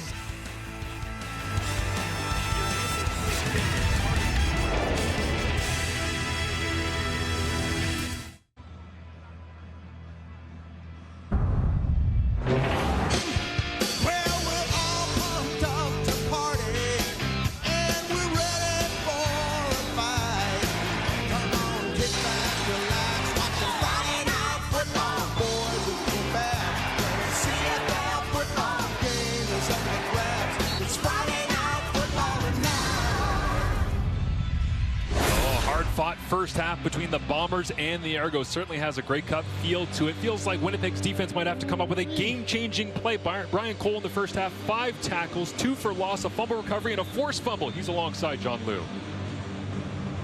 Well, Brian, in that first half, how satisfied were you with your defense's ability to limit the damage that Chad Kelly can do with his arm and legs? I mean, we blessed. I'm just thankful. I just know that it's not good enough, though. It's still not good enough. We got to win the half. We got to win this half to win the game. Defense is playing well, but it still takes all 3 phases. We still need the other 2 phases to come along, and we still need more defensive. My fault. And we still need defense to come along more. Would you just assess what you're seeing from your Toronto defensive counterparts, especially their front 7, that's giving your offensive teammates so much trouble tonight? Well, they always got a good D-line, and they got a good defense as well. They're a good team in general. So we didn't come in here outplaying them or thinking that they weren't going to do what they're doing, but we're a better team, flat out. And we just got to continue to hit our target and continue to play Winnipeg football. Thanks for this, Brian. Yes, sir. Thank you. Well, the confidence from on field in the first half from Brian Cole spilling over into the halftime interview here. He knows that the defense has to get an opportunity as we see Winnipeg set to kick this one off, Matty. Yeah, that coin toss at the beginning of the ball game.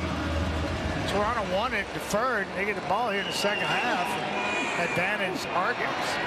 Janarian Grant up to speed, crosses the 40, across the 45. Nice blocks up front to get Chad Kelly in the offense into the swing of things here in a pivotal second half with the Argonauts trying to lock down their playoff position. Yeah, just pretty much straight up field. Get what you can. Gets a few blocks, sets it up, and then he outruns a couple people and hits that hole and just hang on time.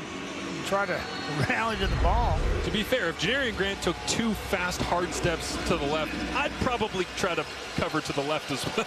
Yeah, it didn't take him much, and then bang, you straight up the field, and they're sitting at the 48. Chad Kelly with 1st and 10. Hands off inside. Kadeem Carey. He's now over 1,000 on the season with that run. Yeah. See, that's the difference between Kadeem Carey and somebody like Brady Oliveira. Watch Carey hit this hole and watch how high his pad level is. He's got to break this tackle running through it with his hips because his pad's just straight up in the air, and he breaks that tackle right there with his power and speed. Brady does it with leverage and his pads going straight down the field. Either way, both these backs can get it done. Both over 1,000 this year. Kadeem, second time in his career.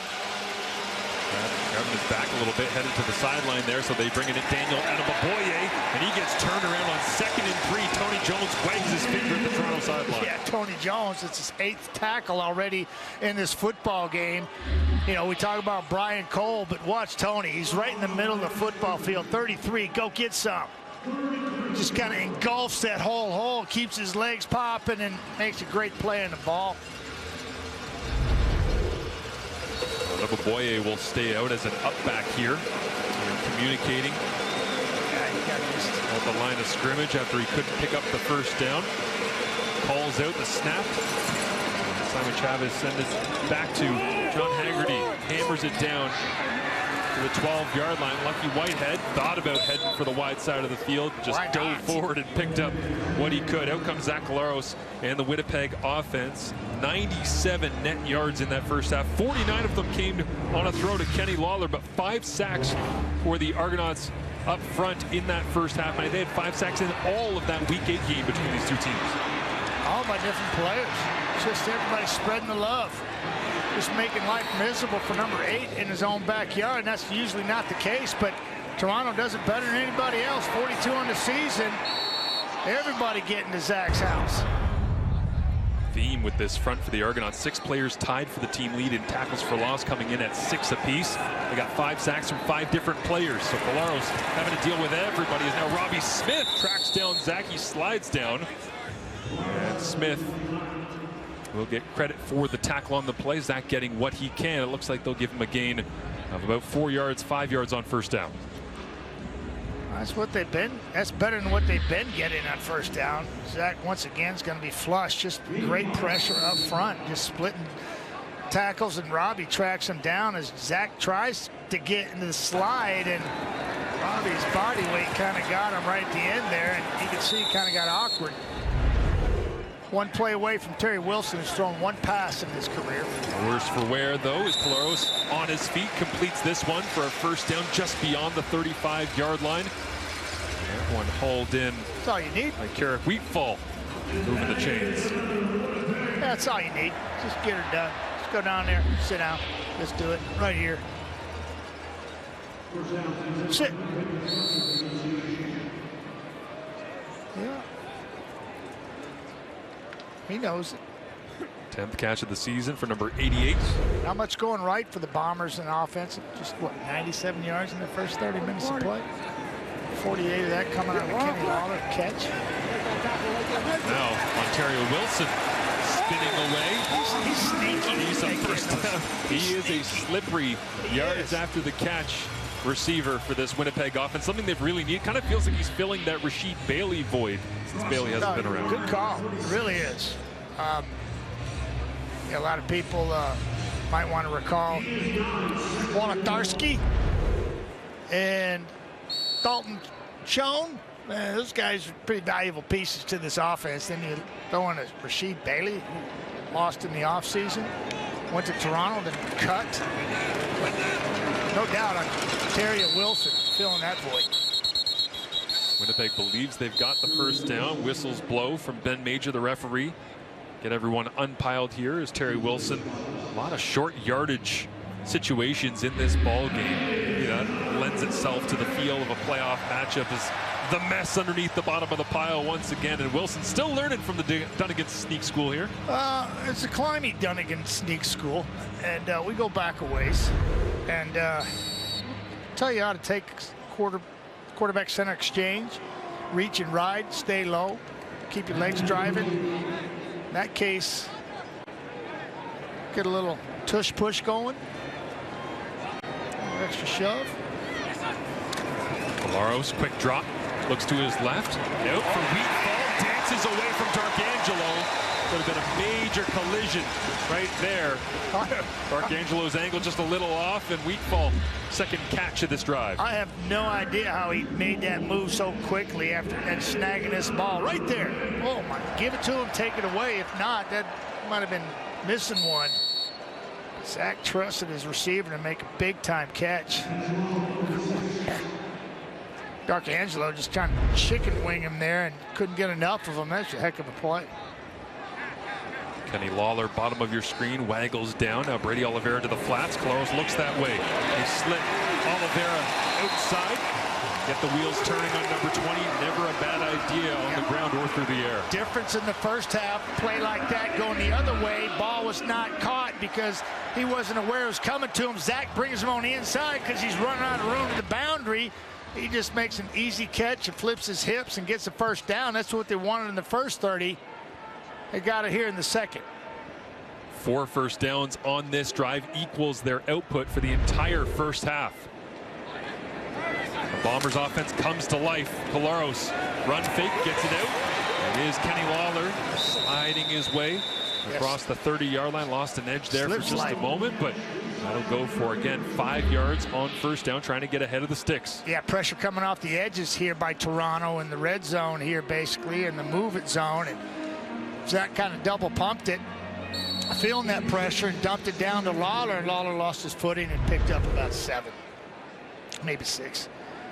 Not bad pickup, considering how that play started. It's incredible how loud this crowd gets on defense and how quiet they are right now on offense for the Bombers. Here, a pin drop here at Princess Auto Stadium as Coloros looks to his left, completes this one. Ontario Wilson rolls down inside the 20-yard line. First down, Bombers. How about Buck Pierce making some adjustments at halftime? You know, just, hey guys, let's start spreading around, use our quarterback and our receivers' abilities, and we'll just get rid of the football quickly. Zach looking right, checks back left, and finds his receiver open, moving the sticks. Good-looking drive, halftime adjustments by the Bombers here, and see if they can't capitalize. Right on the knocking door of the red zone here. Benji Franklin gets credit for the tackle there as Buck Pierce calls in this first down play. Already going back to the call sheet here. We'll see what they can do on second. Tui Eli in the backfield as a H-back fullback, extra pass protector for Coloros, who loads it up, wanted to go to the end zone. The ball's out on the ground, and it's picked up by the Argonauts. The defensive pressure relentless from Toronto's front, and Winton McManus is on top of it. Does Zach Coloros try to do too much with this on this play? He climbed the pocket, pressure collapsing on him, and he tries to get rid of the football, and that ball's out. Derek Parrish right there alongside Mark Milton. They make the play, and McManus capitalizes.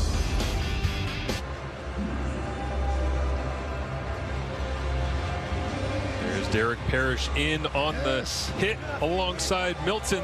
They popped the football out, and Winton McManus on top of it. What do you see, Matty? I see Houston and Baylor, 2 universities down in Texas, getting after Cincinnati right there, and Zach Coloros and Winton McManus from Memphis getting another turnover for Toronto.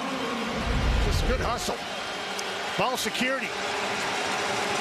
And Kelly, ball firmly in his hands, loads it up. Mackay Polk back shoulder down the seam. And Mackay Polk, one of the great vertical threats in this Toronto passing attack. Take a chunk out of the big red apple here, as Ryan Dinwiddie calls it. Just a little, give him something inside, flip his hips. Ball's thrown with timing and spotted beautifully by Chad Kelly, who likes to throw the ball deep at least 7.5 times a game. What's that stat you was talking about, Marshall, early in the ball game? Yeah, he's got 217 less pass attempts from Zach Coloros, but he's got 13 more of 20 yards or more in the air. Chad Kelly loves to take the vertical shot. There's Deonta McMahon now in the little handoff inside, juking his way all the way down to the 36-yard line. That guy is just crazy, scary. That was over his average. Every time he rushes the ball, he's 7.5 yards. He's got nowhere to run there. Then he bounces it outside. Then he sticks him outside, makes that guy miss, creates some room, cuts it back, and picks up 9. Well, that's, you got Carey, then you got that to counter with. You got Chad Kelly's ability. Here we go. Quickly to the line of scrimmage. They lean their way across to the 35. Good way to put that one. There's deception. We're going to trick them. Good to see Woods back on the field there for the Bombers as he was banged up with that right wrist in the first half. Look at the flipping of the field here. Winnipeg coming out. Buck's got him going. Zach climbs the pocket. Pressure. Ball security. Only one hand on the ball. Ball comes out. Turnover. Look where Chad is. Score zone. First and 10. Crowd noise back into it. Jean Brissett to the sideline. Kevin Mittal back into the game. Missed the first 7 games with a foot injury to start his rookie campaign from the Laval Rouge AR. They'll go inside handoff McMahon. One-on-one in the hole. That Dietrich Nichols was able to get just enough to bring him down. Yep. Dante McMahon, McNeese State. Just go north-south, son. Bang. Counter. Nice job by Pope. 15 coming over. Getting a block. Point of attack. Freeing him up. Good 6. 8 touches now for 53 yards. Deonta McMahon starting to piece together a really nice ball game here as a versatile weapon in the Argonauts attack. Kelly waits for the snap, now gets it on second down and medium, and he fits this one in just on the backside. Tavares Daniels grabs it. Hasn't had fewer than 4 touchdowns since 2019 in his lone season with Edmonton, but only 2 touchdowns on the season right now. Watch what this route does, Deonta McMahon and this man right here. Watch. Just get out. He's got to go with them. There's the route. Stick it on him. Just open up that hole on the backside. Little double move there. Dante takes pressure up from underneath. Ball's complete.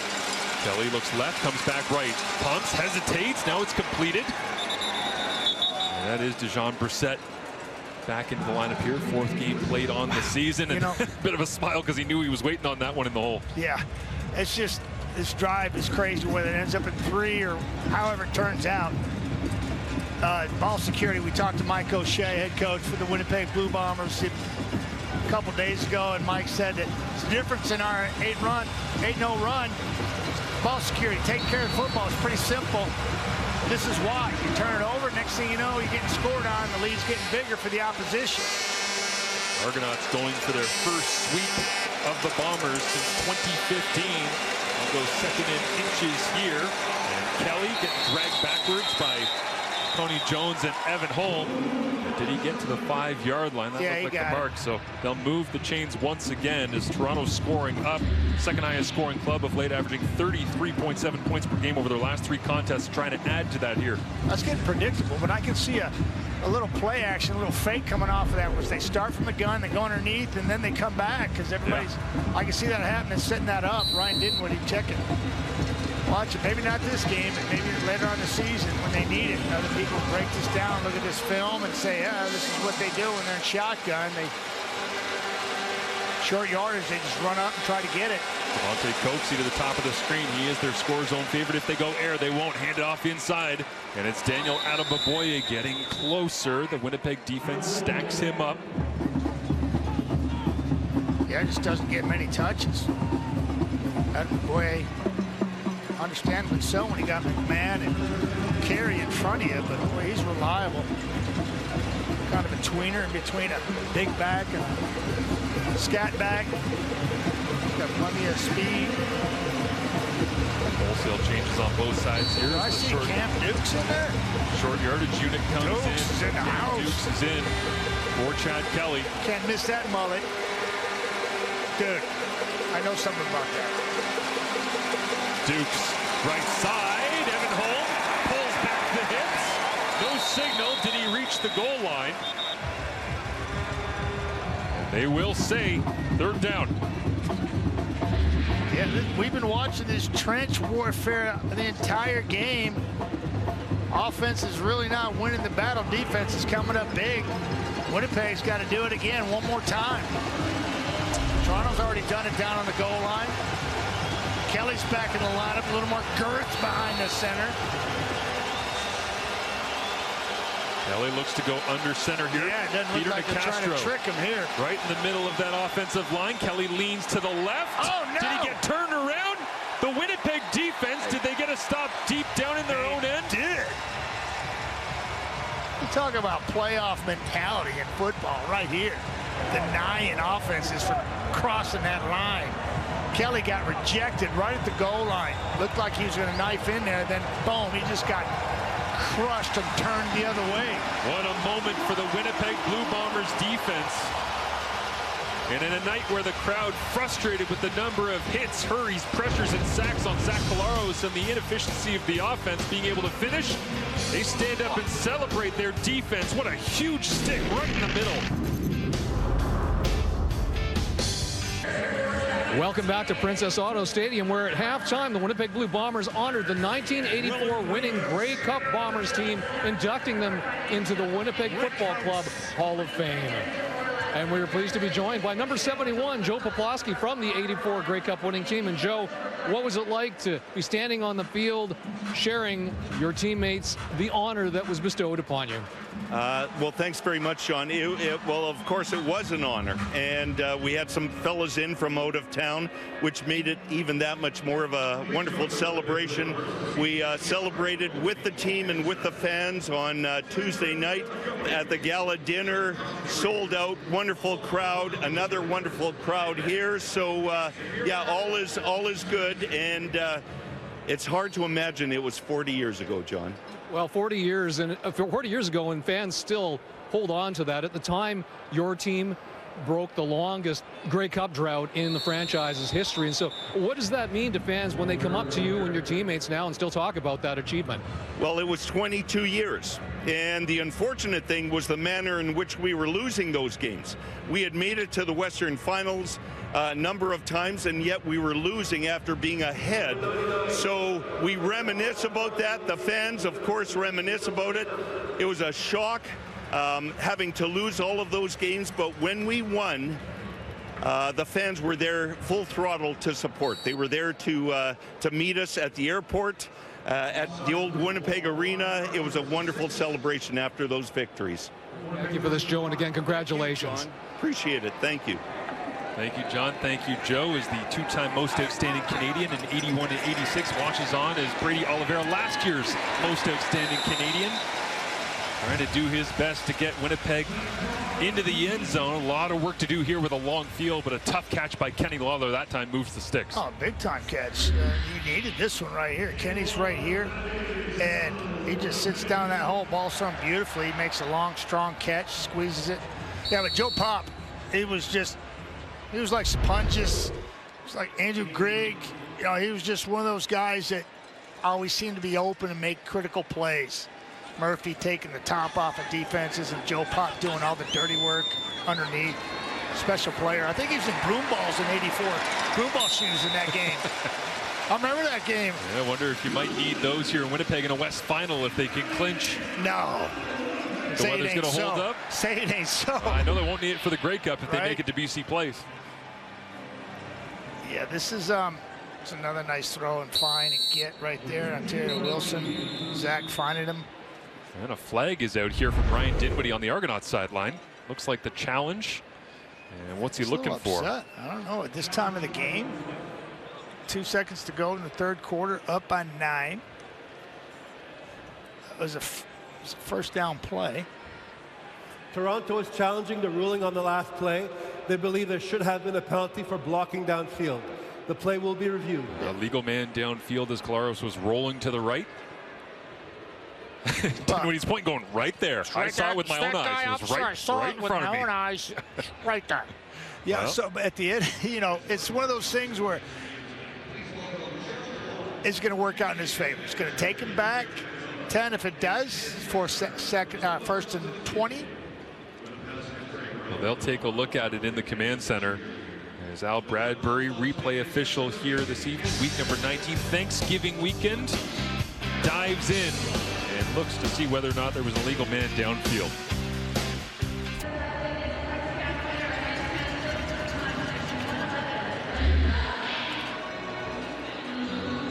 Yeah, right here, watch Kassar, 35. And there's Ontario Wilson, kind of chips him a little bit and then sits down. That's fairly normal, though, isn't it, Matty, to sit inside on a little... No question. He's got every right to be there. Then he just finds the hole and feathers in back behind it. I don't know how they're going to call this, but that didn't seem like much of anything. I mean, there's rub routes all the time on little crossers. Yeah. To sit inside like that and then knife upfield. Fact is,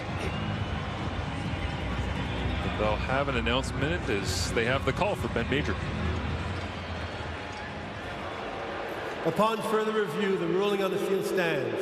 Toronto loses their challenge and their first team timeout. It's first down. I get what Ryan Dinwiddie was trying to accomplish there, but that feels like one of those where you might want to save the challenge for a bigger moment. That's what I was alluding to when he made that call and challenge. But yeah, Ryan is a quarterback, as a head coach, play caller.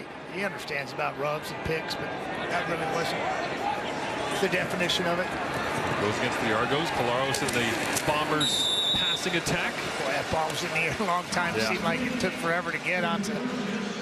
Wheatfall hangs on to it. A third quarter that absolutely flew by is gone.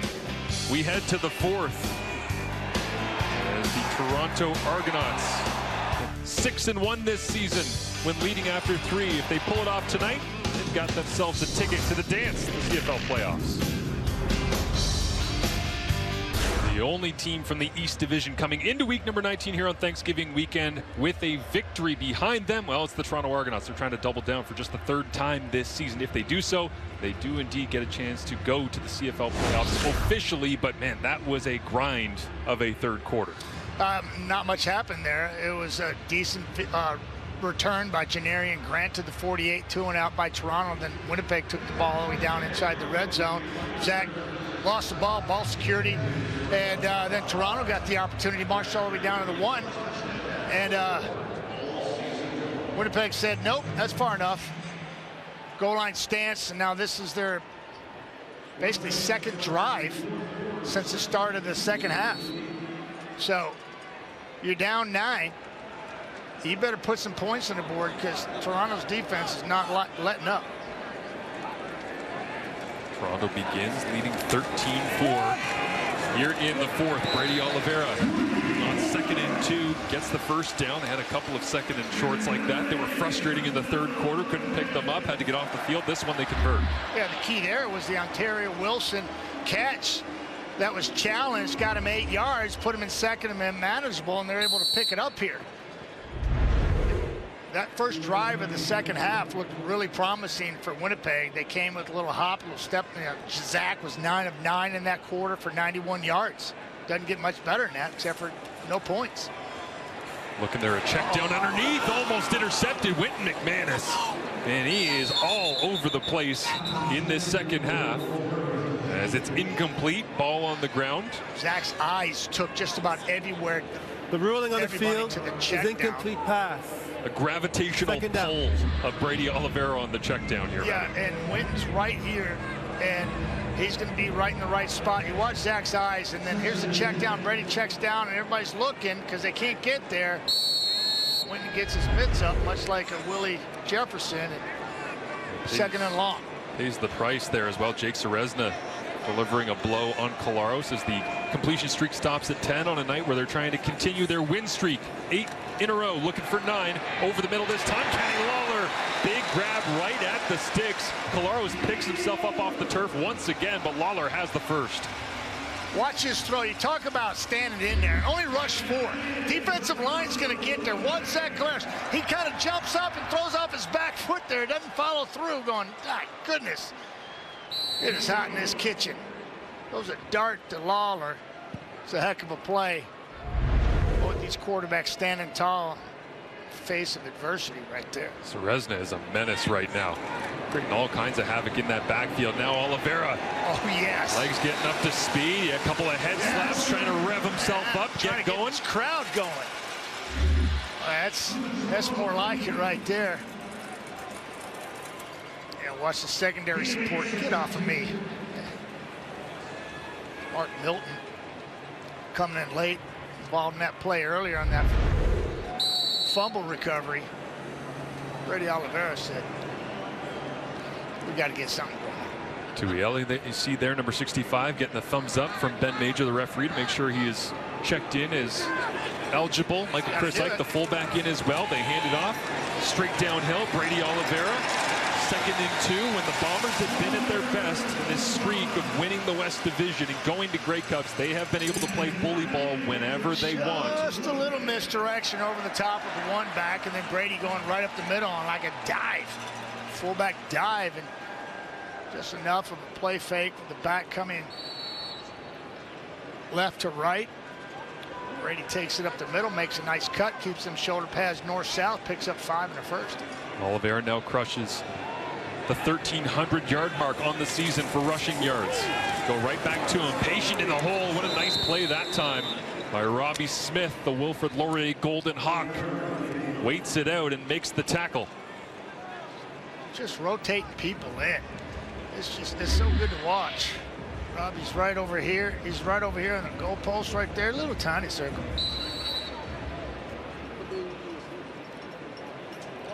He just took Stanley Bryant, got leverage on the big man, pushed on the 6 and the 6 enough where he could just fall off into the hole. Great play. Anchored against all 6'5", 319 of Stanley Bryant, the icon. 319. Left tackle. Oliveira. Big collision there at the 40. Winton McManus. He's been up for it all night. Here comes Serge.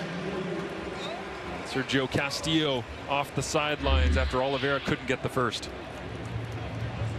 Sergio can dial it in. It's about 84% of the year. Brady in space.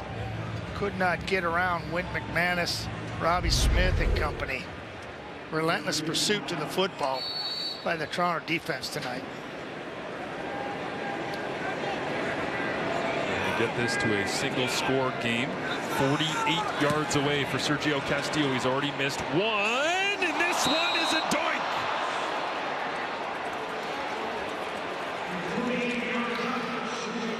Oh, Sergio Castillo, 41-yard overtime miss in Week 8 at BMO Field. He's been so great this season, up over 83%, but now just 1 of 3. Kevin Ivan loves it. On TSN Plus. You said Texas and Oklahoma, SEC style. Apparently, that's the conference they're in now. It's all right. Can't keep track. It's going to be heated regardless. Monty McMahon wrapped up around the 30-yard line. That's what you want right there. Boys, defense is going. That's it. No more points this half. 17 in the first half. Way too many for these D coordinators. JY's defense flying around. First time they shut down that guy in a while. Dante McMahon, tough to corral. They did it with about 4 bodies.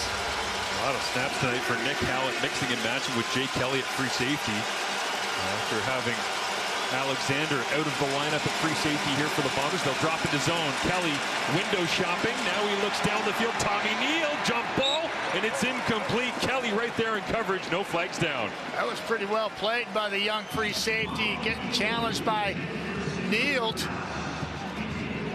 Kelly says they can drop 9. Well, I'm just going to throw the ball all over everybody and just throw it deep. That's what he does. He launches it. Kelly's in hot pursuit. Really nice job of covering and not interfering with Neal. Neal had him. Ball's underthrown just a tad. First start at free safety for Jake Kelly. 18 games played for the Bombers. 3 interceptions in his career at Bishops. Bishops. Love it. Close on that one. Making a play on the ball is a high, beautiful punt from Haggerty. All the way down to Lucky Whitehead at the 15-yard line. Bodies flying all over the place here on special teams. And he'll be tackled at the 25-yard line. Chad Kelly challenging the young free safety Jake Kelly. Ran a 4.56 at the CFL Combine. Covered enough ground that time to frustrate Kelly in the Argos offense.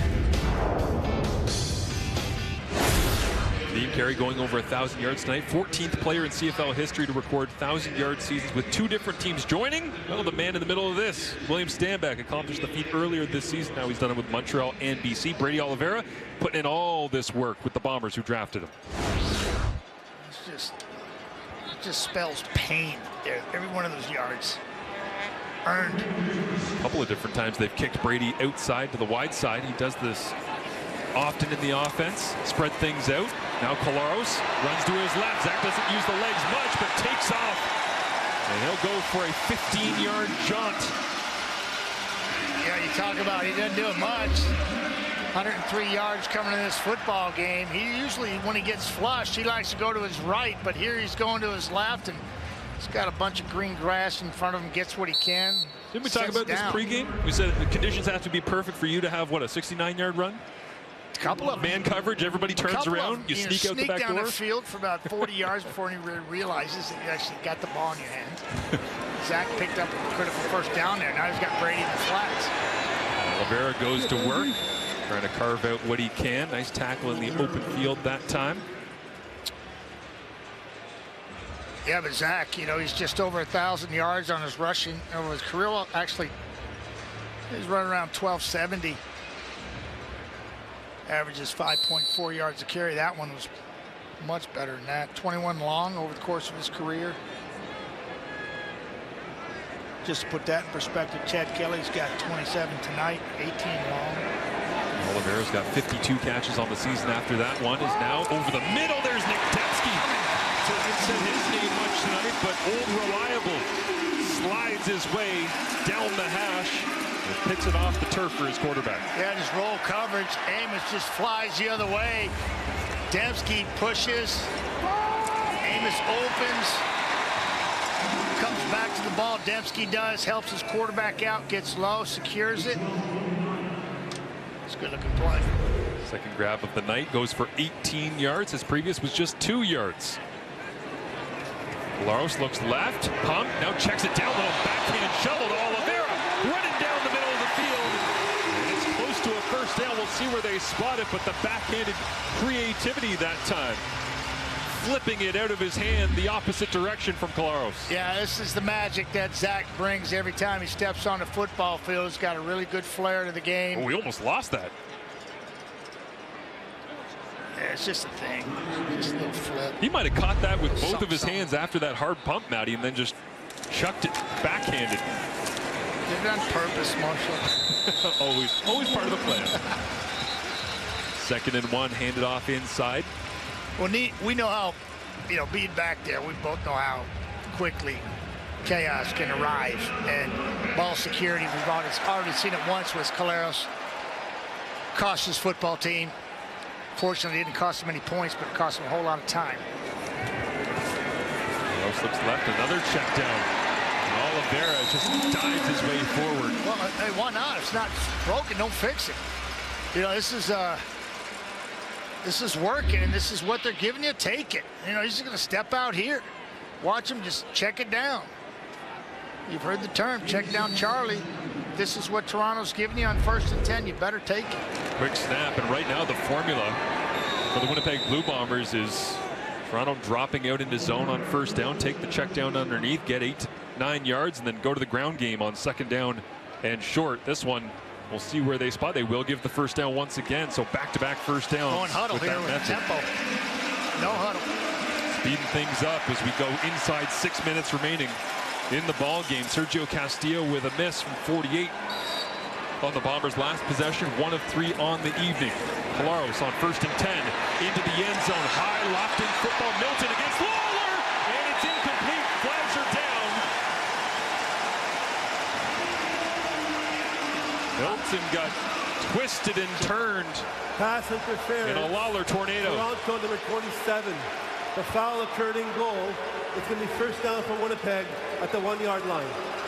Yeah, Lawler really makes a nice play on his ball. He's turned around like center field's turn. I'll get him for you here, folks. He's right here, number 89 on the field, number 1 in your heart. Little move, double move right there, bang. Gets him, flipped around. Milton trying to figure it out. And there's that was good play on the ball. Drew the penalty. Well, I thought that Field on the previous possession by Toronto could have done better on coming back to the ball to draw the flag as well. Struggled a little bit in short yardage here tonight. Terry Wilson leading that unit. He's gone left several times. This time goes low to the right, and they'll signal 2nd down. Winton McManus, he is so difficult to do anything in these short yard situations. It seems like we've been watching this all game. We saw Winton in the first quarter do this helicopter, getting to get a piece of the quarterback. This time he gets a little bit. Boy, we're seeing a lot of those shots tonight. Cole Whirlpool's in all those big man's future. Guarantee it. 10th play of the drive. Chris Streveler had 10 rushing touchdowns before a season-ending knee injury. He's no longer on the roster for these situations. Terry Wilson is at the controls. Touchdown Winnipeg for the first time tonight.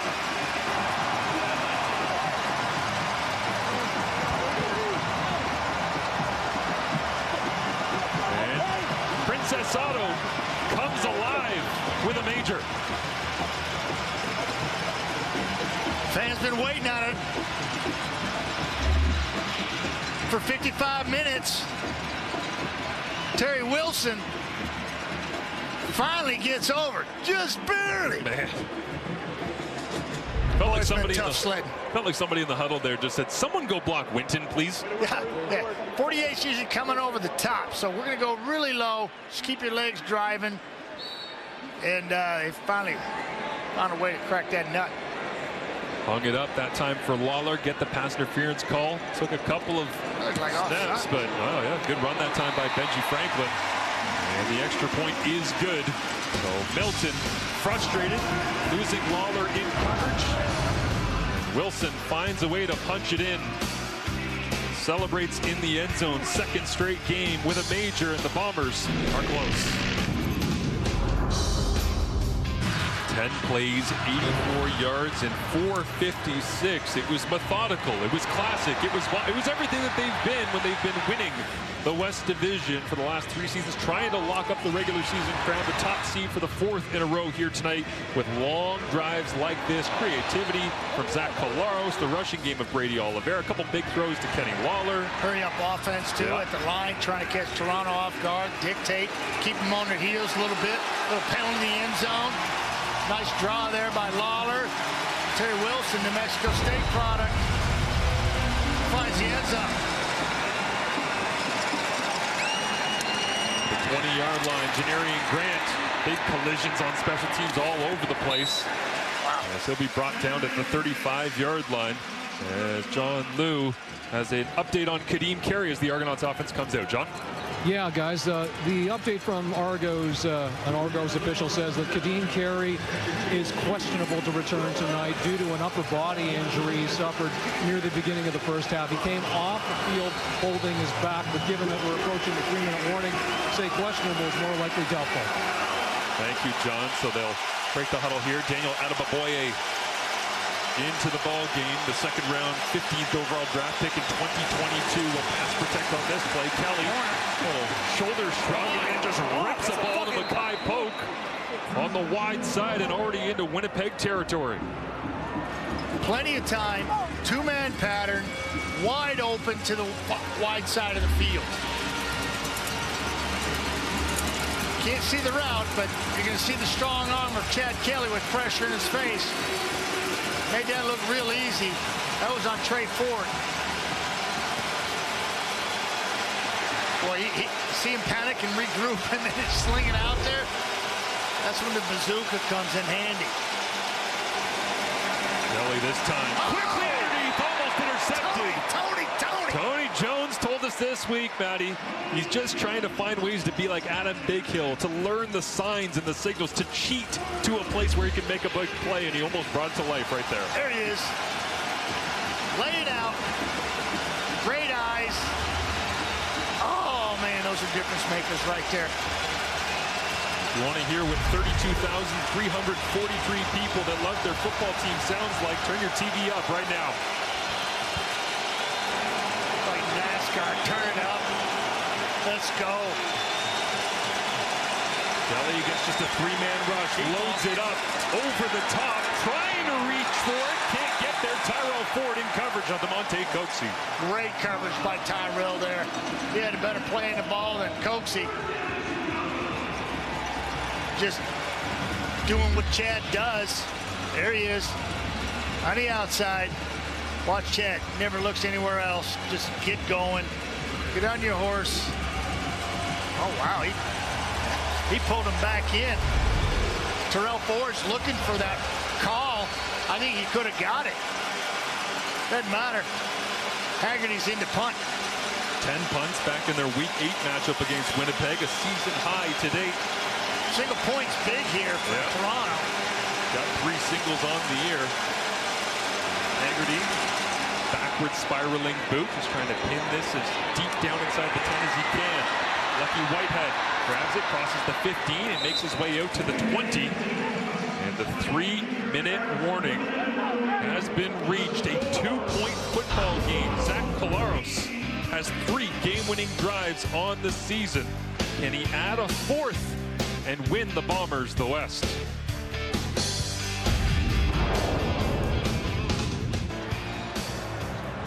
Great finish on tap here at Princess Auto Stadium in Winnipeg. The Bombers trying to clinch first place in the West Division. The Argonauts with a victory.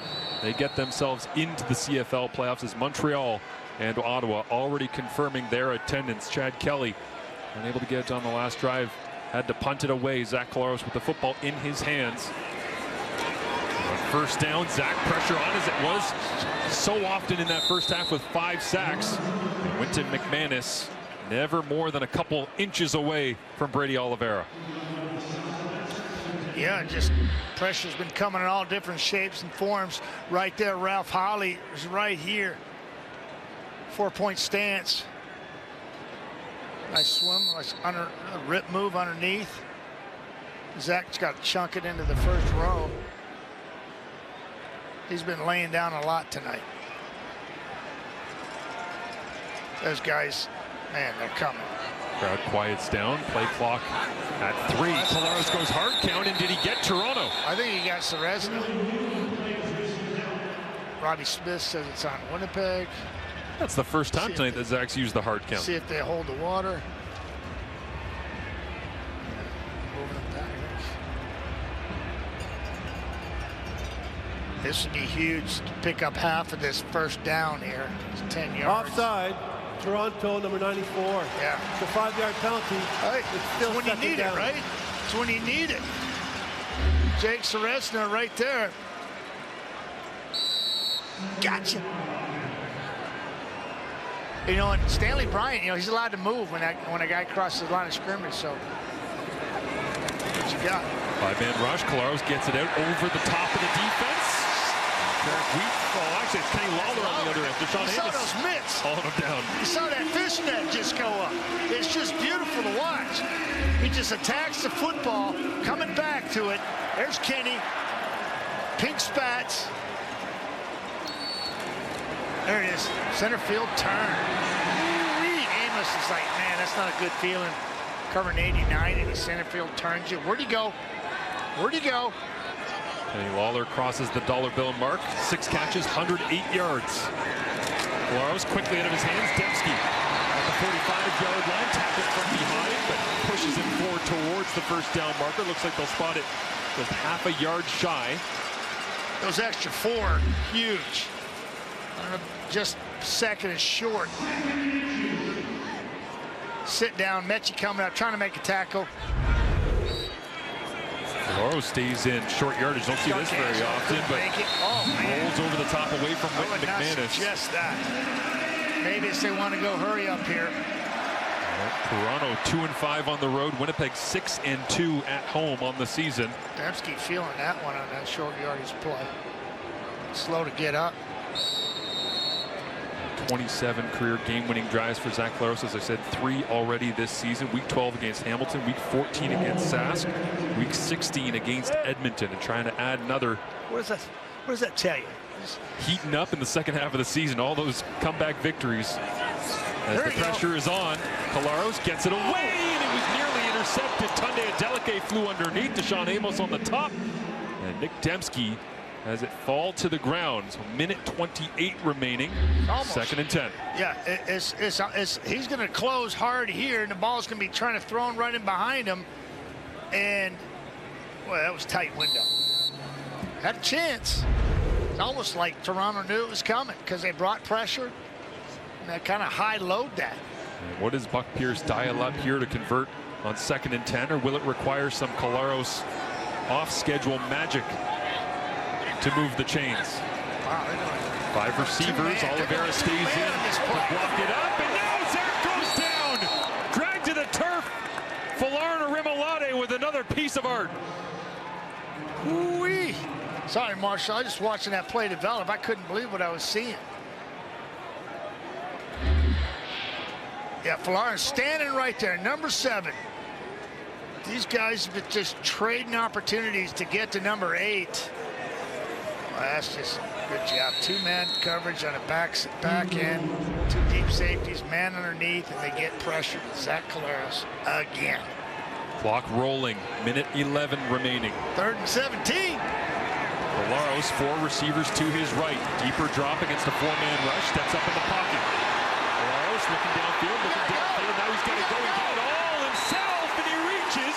He had to get to the 48-yard line. Boy, this is going to be close.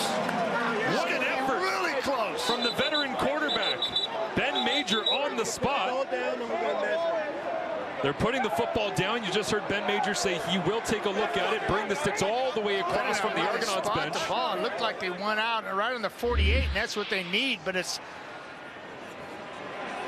This is the quickest Zach Collaros has ever gone 17 yards. I thought he should have taken off sooner, and it would have been close, but he's hesitated and gave McManus an opportunity. Wow. Well, the sticks are coming over right now.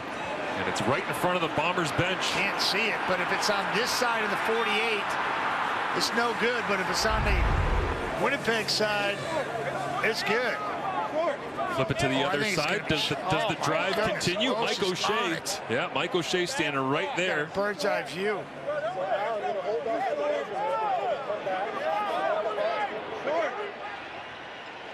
Ryan Dinwiddie standing 65 yards away on the opposite sideline.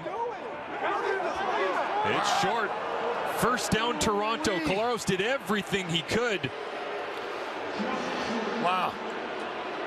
Just a slight hesitation by Zach on when he was scrambling to his right. And then he finally got on his horse, but by that time Winton had a bead on him in 5 inches. They call it a game of inches. There you see it. Ryan Dinwiddie and the Argonauts. 58 seconds on the clock. Still got to operate the offense here with a couple of plays. Winnipeg with a timeout. They'll spot the football.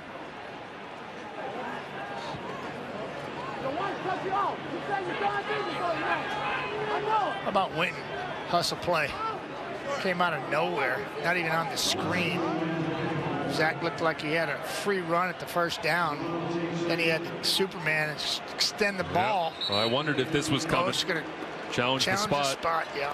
And it's always the question of what camera angles do you have and how different does the spot look after challenging.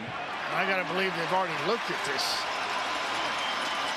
But it's the right time you use your challenge, right? You save it till the end. You save it on the biggest play of the football game.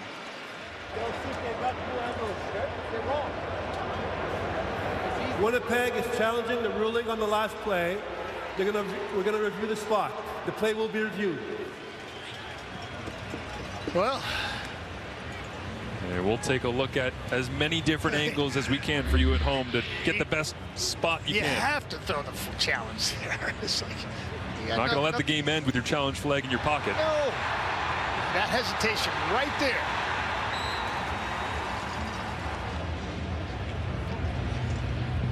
How Collaros didn't go out of bounds with his feet earlier, I have no idea. Yeah, just watch his feet first, and then the extension of the ball. Wow. His foot is actually, well, it's pretty tight to going out there with his left foot as he extends. All out. I mean, there's so many angles of it that look like he was able to reach ahead, but it's such an inexact science. Yeah. How do you possibly change the spot of the football? We got such good cameramen, too. Down there capturing every angle possible, taking a look at it. Command center. Once again, right there, Zach just got on his horse. Here comes Winton. His feet are good. They're not out of bounds. It's just extension of the ball where they see how far he advanced it. He's 5 inches short on the measurement. Zach reads for the call. I mean, how do you overturn that? The call on the field was it was short. If you can't see anything else from those angles, you can't overturn it. There's not enough evidence there to overturn that. Well, you saw Mike O'Shea as well when he dropped the challenge flag, and Ben Major, the referee, came over and said, well, take a look at all the angles that we can. He just said they're wrong. So he's basically just saying that the spot of the football is wrong. Yeah. Take more looks at it. Take your time. Get the spot of the football right because he believes that it's in the wrong spot. Any coach would do that in that position. And Osh is doing the right thing here. Stop it. Take a look at it. Game's on the line. We need this one. We want to clinch first. Toronto, on the other hand, they want to punch their ticket.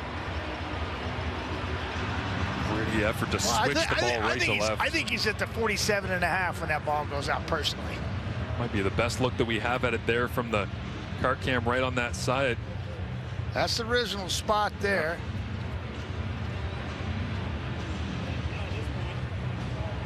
Well, in a game of real estate acquisition between the Bombers and the Argos. How do you move the ball up, though? It'll How do you come move down the to the ball final from decision. where it is? How do you move it up based on those angles and those shots?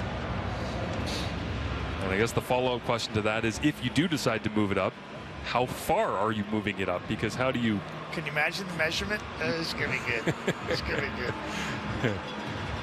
Football's a funny game, isn't it, Matty? Well, it's a game of inches. They have a call from command. Here is Ben Major. Upon further review, the ruling on the field stands. It's a turnover on downs. Winnipeg loses their challenge and their last team timeout. Now a flag comes out. Yeah, that's on in front of the player. Winnipeg bench. I think 88 might have said something, or 80. Ontario Wilson might have popped off right in the official's ear. Regardless, disappointment for the Winnipeg Blue Bomber fans here with 58 seconds on the clock, down by 2. Trying to clinch. Well, the only way to double down on the frustration for Mike O'Shea on losing the challenge, not being able to extend the potential game-winning drive, is to give up penalty yardage from the sideline. We have a misconduct 10-yard penalty against the Winnipeg bench. We'll go up 10 yards. First down, Toronto.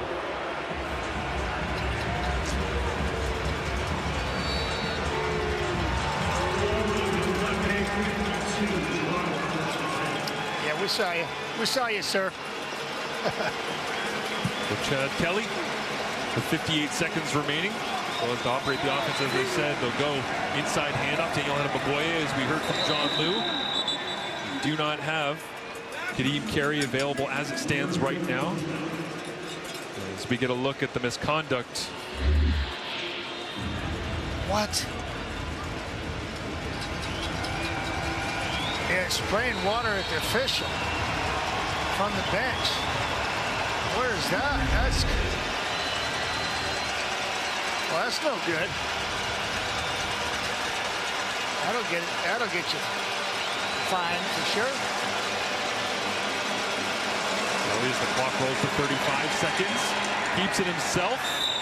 And on second down, Kelly is tackled. Looks like that's Evan Holm coming down to finish him off at the 46-yard line.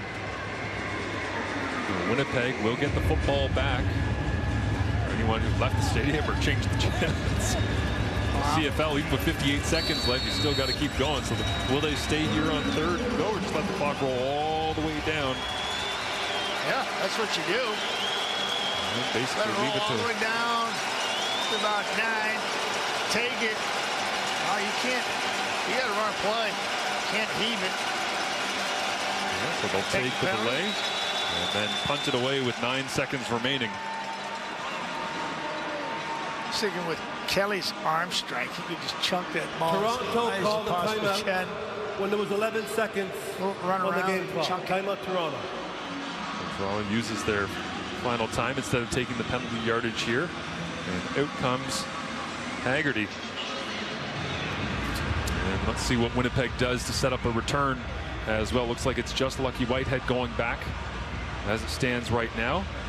Shakes the head from the Winnipeg defense as they make their way off the field, wishing they would have been able to get a stop and save a little bit more penalty yardage. Marshall Lucky's longest return is 31 yards on the year. Extremely valuable asset to them, consistent returns, but now Haggerty just tries to hammer it as deep as he possibly can, and Whitehead gets on top of it with 2 seconds remaining. Rather save the time than worry about the point.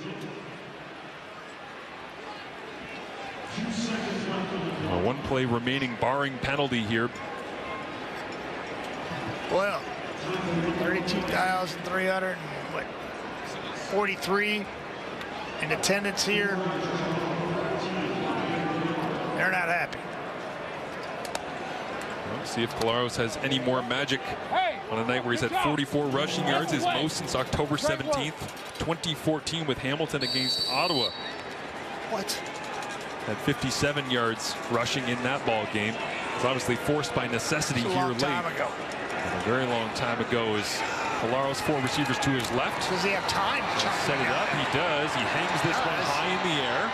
It's obviously very short of the goal line, up in the air, bouncing around. And did Arimalade just add an interception to his evening to finish things out? Regardless, the double blue come to Winnipeg and get a victory. They sweep the regular season and clinch a playoff spot. Toronto, Ottawa, Montreal, your East Division playoffs,